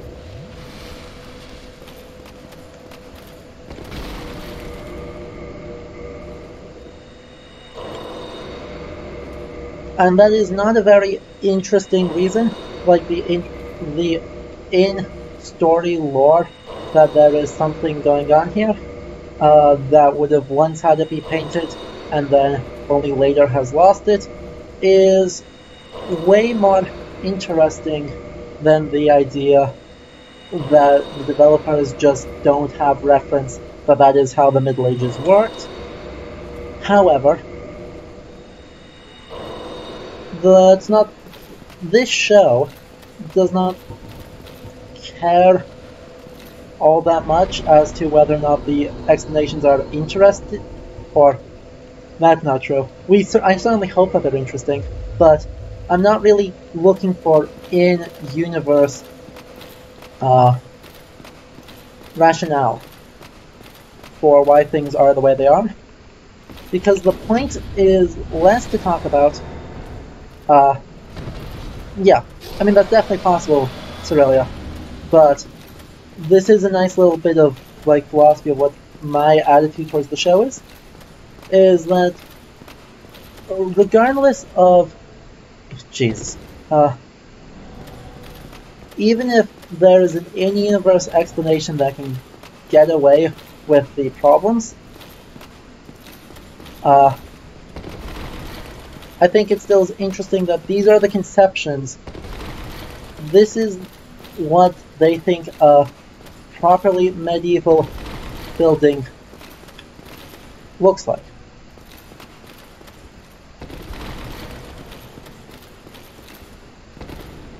When they're trying to create a medieval, yeah, it is. It is Doyleist. I am far more interested in why do the developers think in these terms, and what does that tell us about our own conceptions of what the past looked like. And clearly they are drawing, yep, I know. Clearly they are drawing reference to some things. These are just, like, replicated. This exact fire is something perfectly reasonable.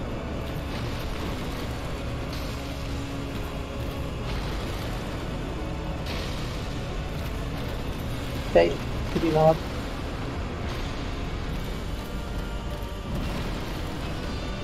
Crap. I need to get out of the corner.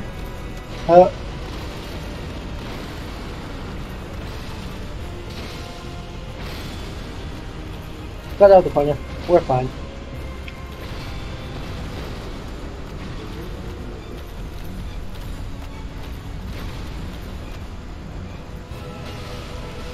Down.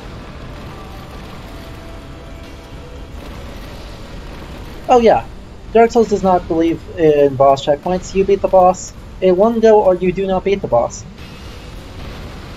Cool. I thought I was safe.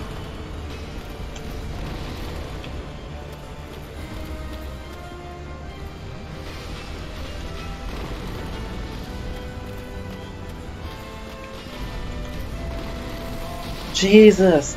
They're giving me such bad RNG. Hello.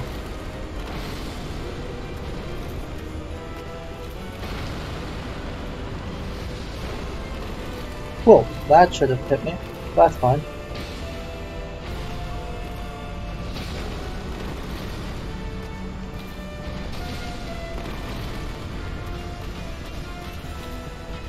We can just heal out in the open.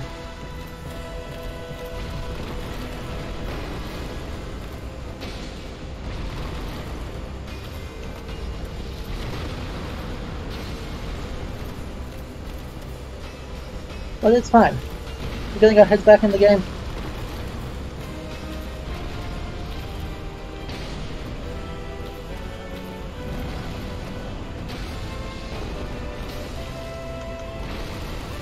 Wow, I did not think that was going to hit me. We are still low on health. I want to get behind one of these pillars. Okay. Also, yeah, by the way, if they're crushing the pillars like this, they are taking this place down if it weren't an illusion. In any universe except the one where none of this is real, we would have a roof on top of our heads from breaking these pillars. Oh gosh, that is way too close.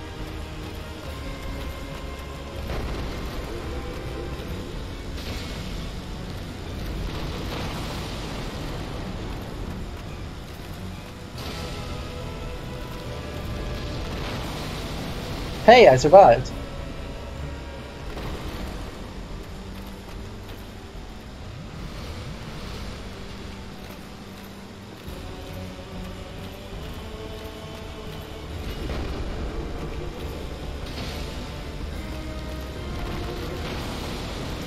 Okay, I didn't think that one was going to hit me.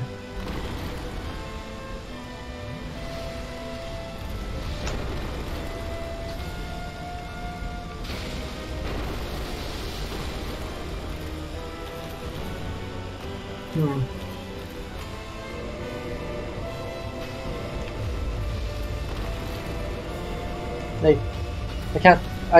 I'm gonna have to go without healing. I don't have time to switch over to humanities.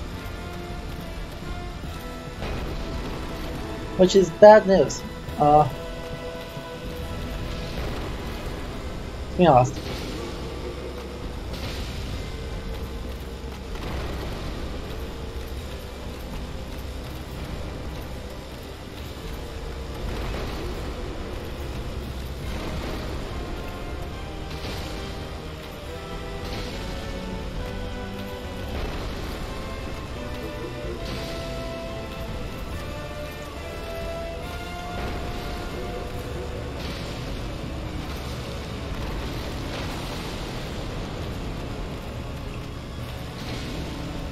Good for you. Yes, got him.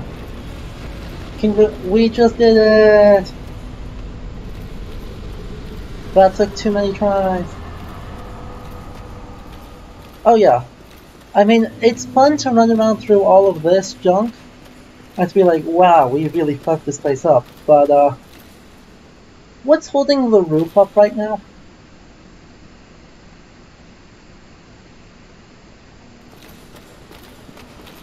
Anyway, so to sum up, since the stream is about to end while we're waiting on the elevator here, Dark Souls approaches the Middle Ages in a way that has very little regard for the historical realities behind it. It is interested in presenting as magnificent of a world as it can, and as stereotypically medieval of a world as it can. To do this, it subscribes to a whole bunch of fantasy tropes, with varying degrees of historical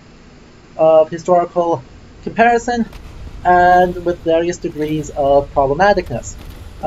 Blighttown is an extremely problematic area, both because of the performance of the game there, in terms of frame rate, and thematically, because it deals a lot with falling into colonialist depictions and depictions of various shamanistic aesthetics that are really not good for how it wants you to perceive the place.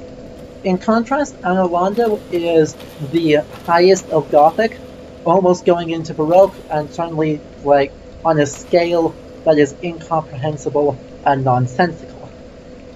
It does that to emphasize the place of the gods, and that this is a place for the gods, but it also ends up having like the only early modern rooms that are, I think, properly historically accurate.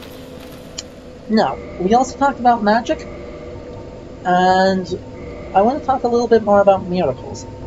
The underlying idea behind miracles in the game here is that miracles are the actions of the gods. You pray, prayer is a part of intercession, and God enacts, or the gods enact their wills in ways that are beyond human understanding. However, to quote Arthur C. Clarke, any significantly advanced technology is indistinguishable from magic. The gods don't exist. However, miracles... Yeah, stop it. I don't care. Miracles, however,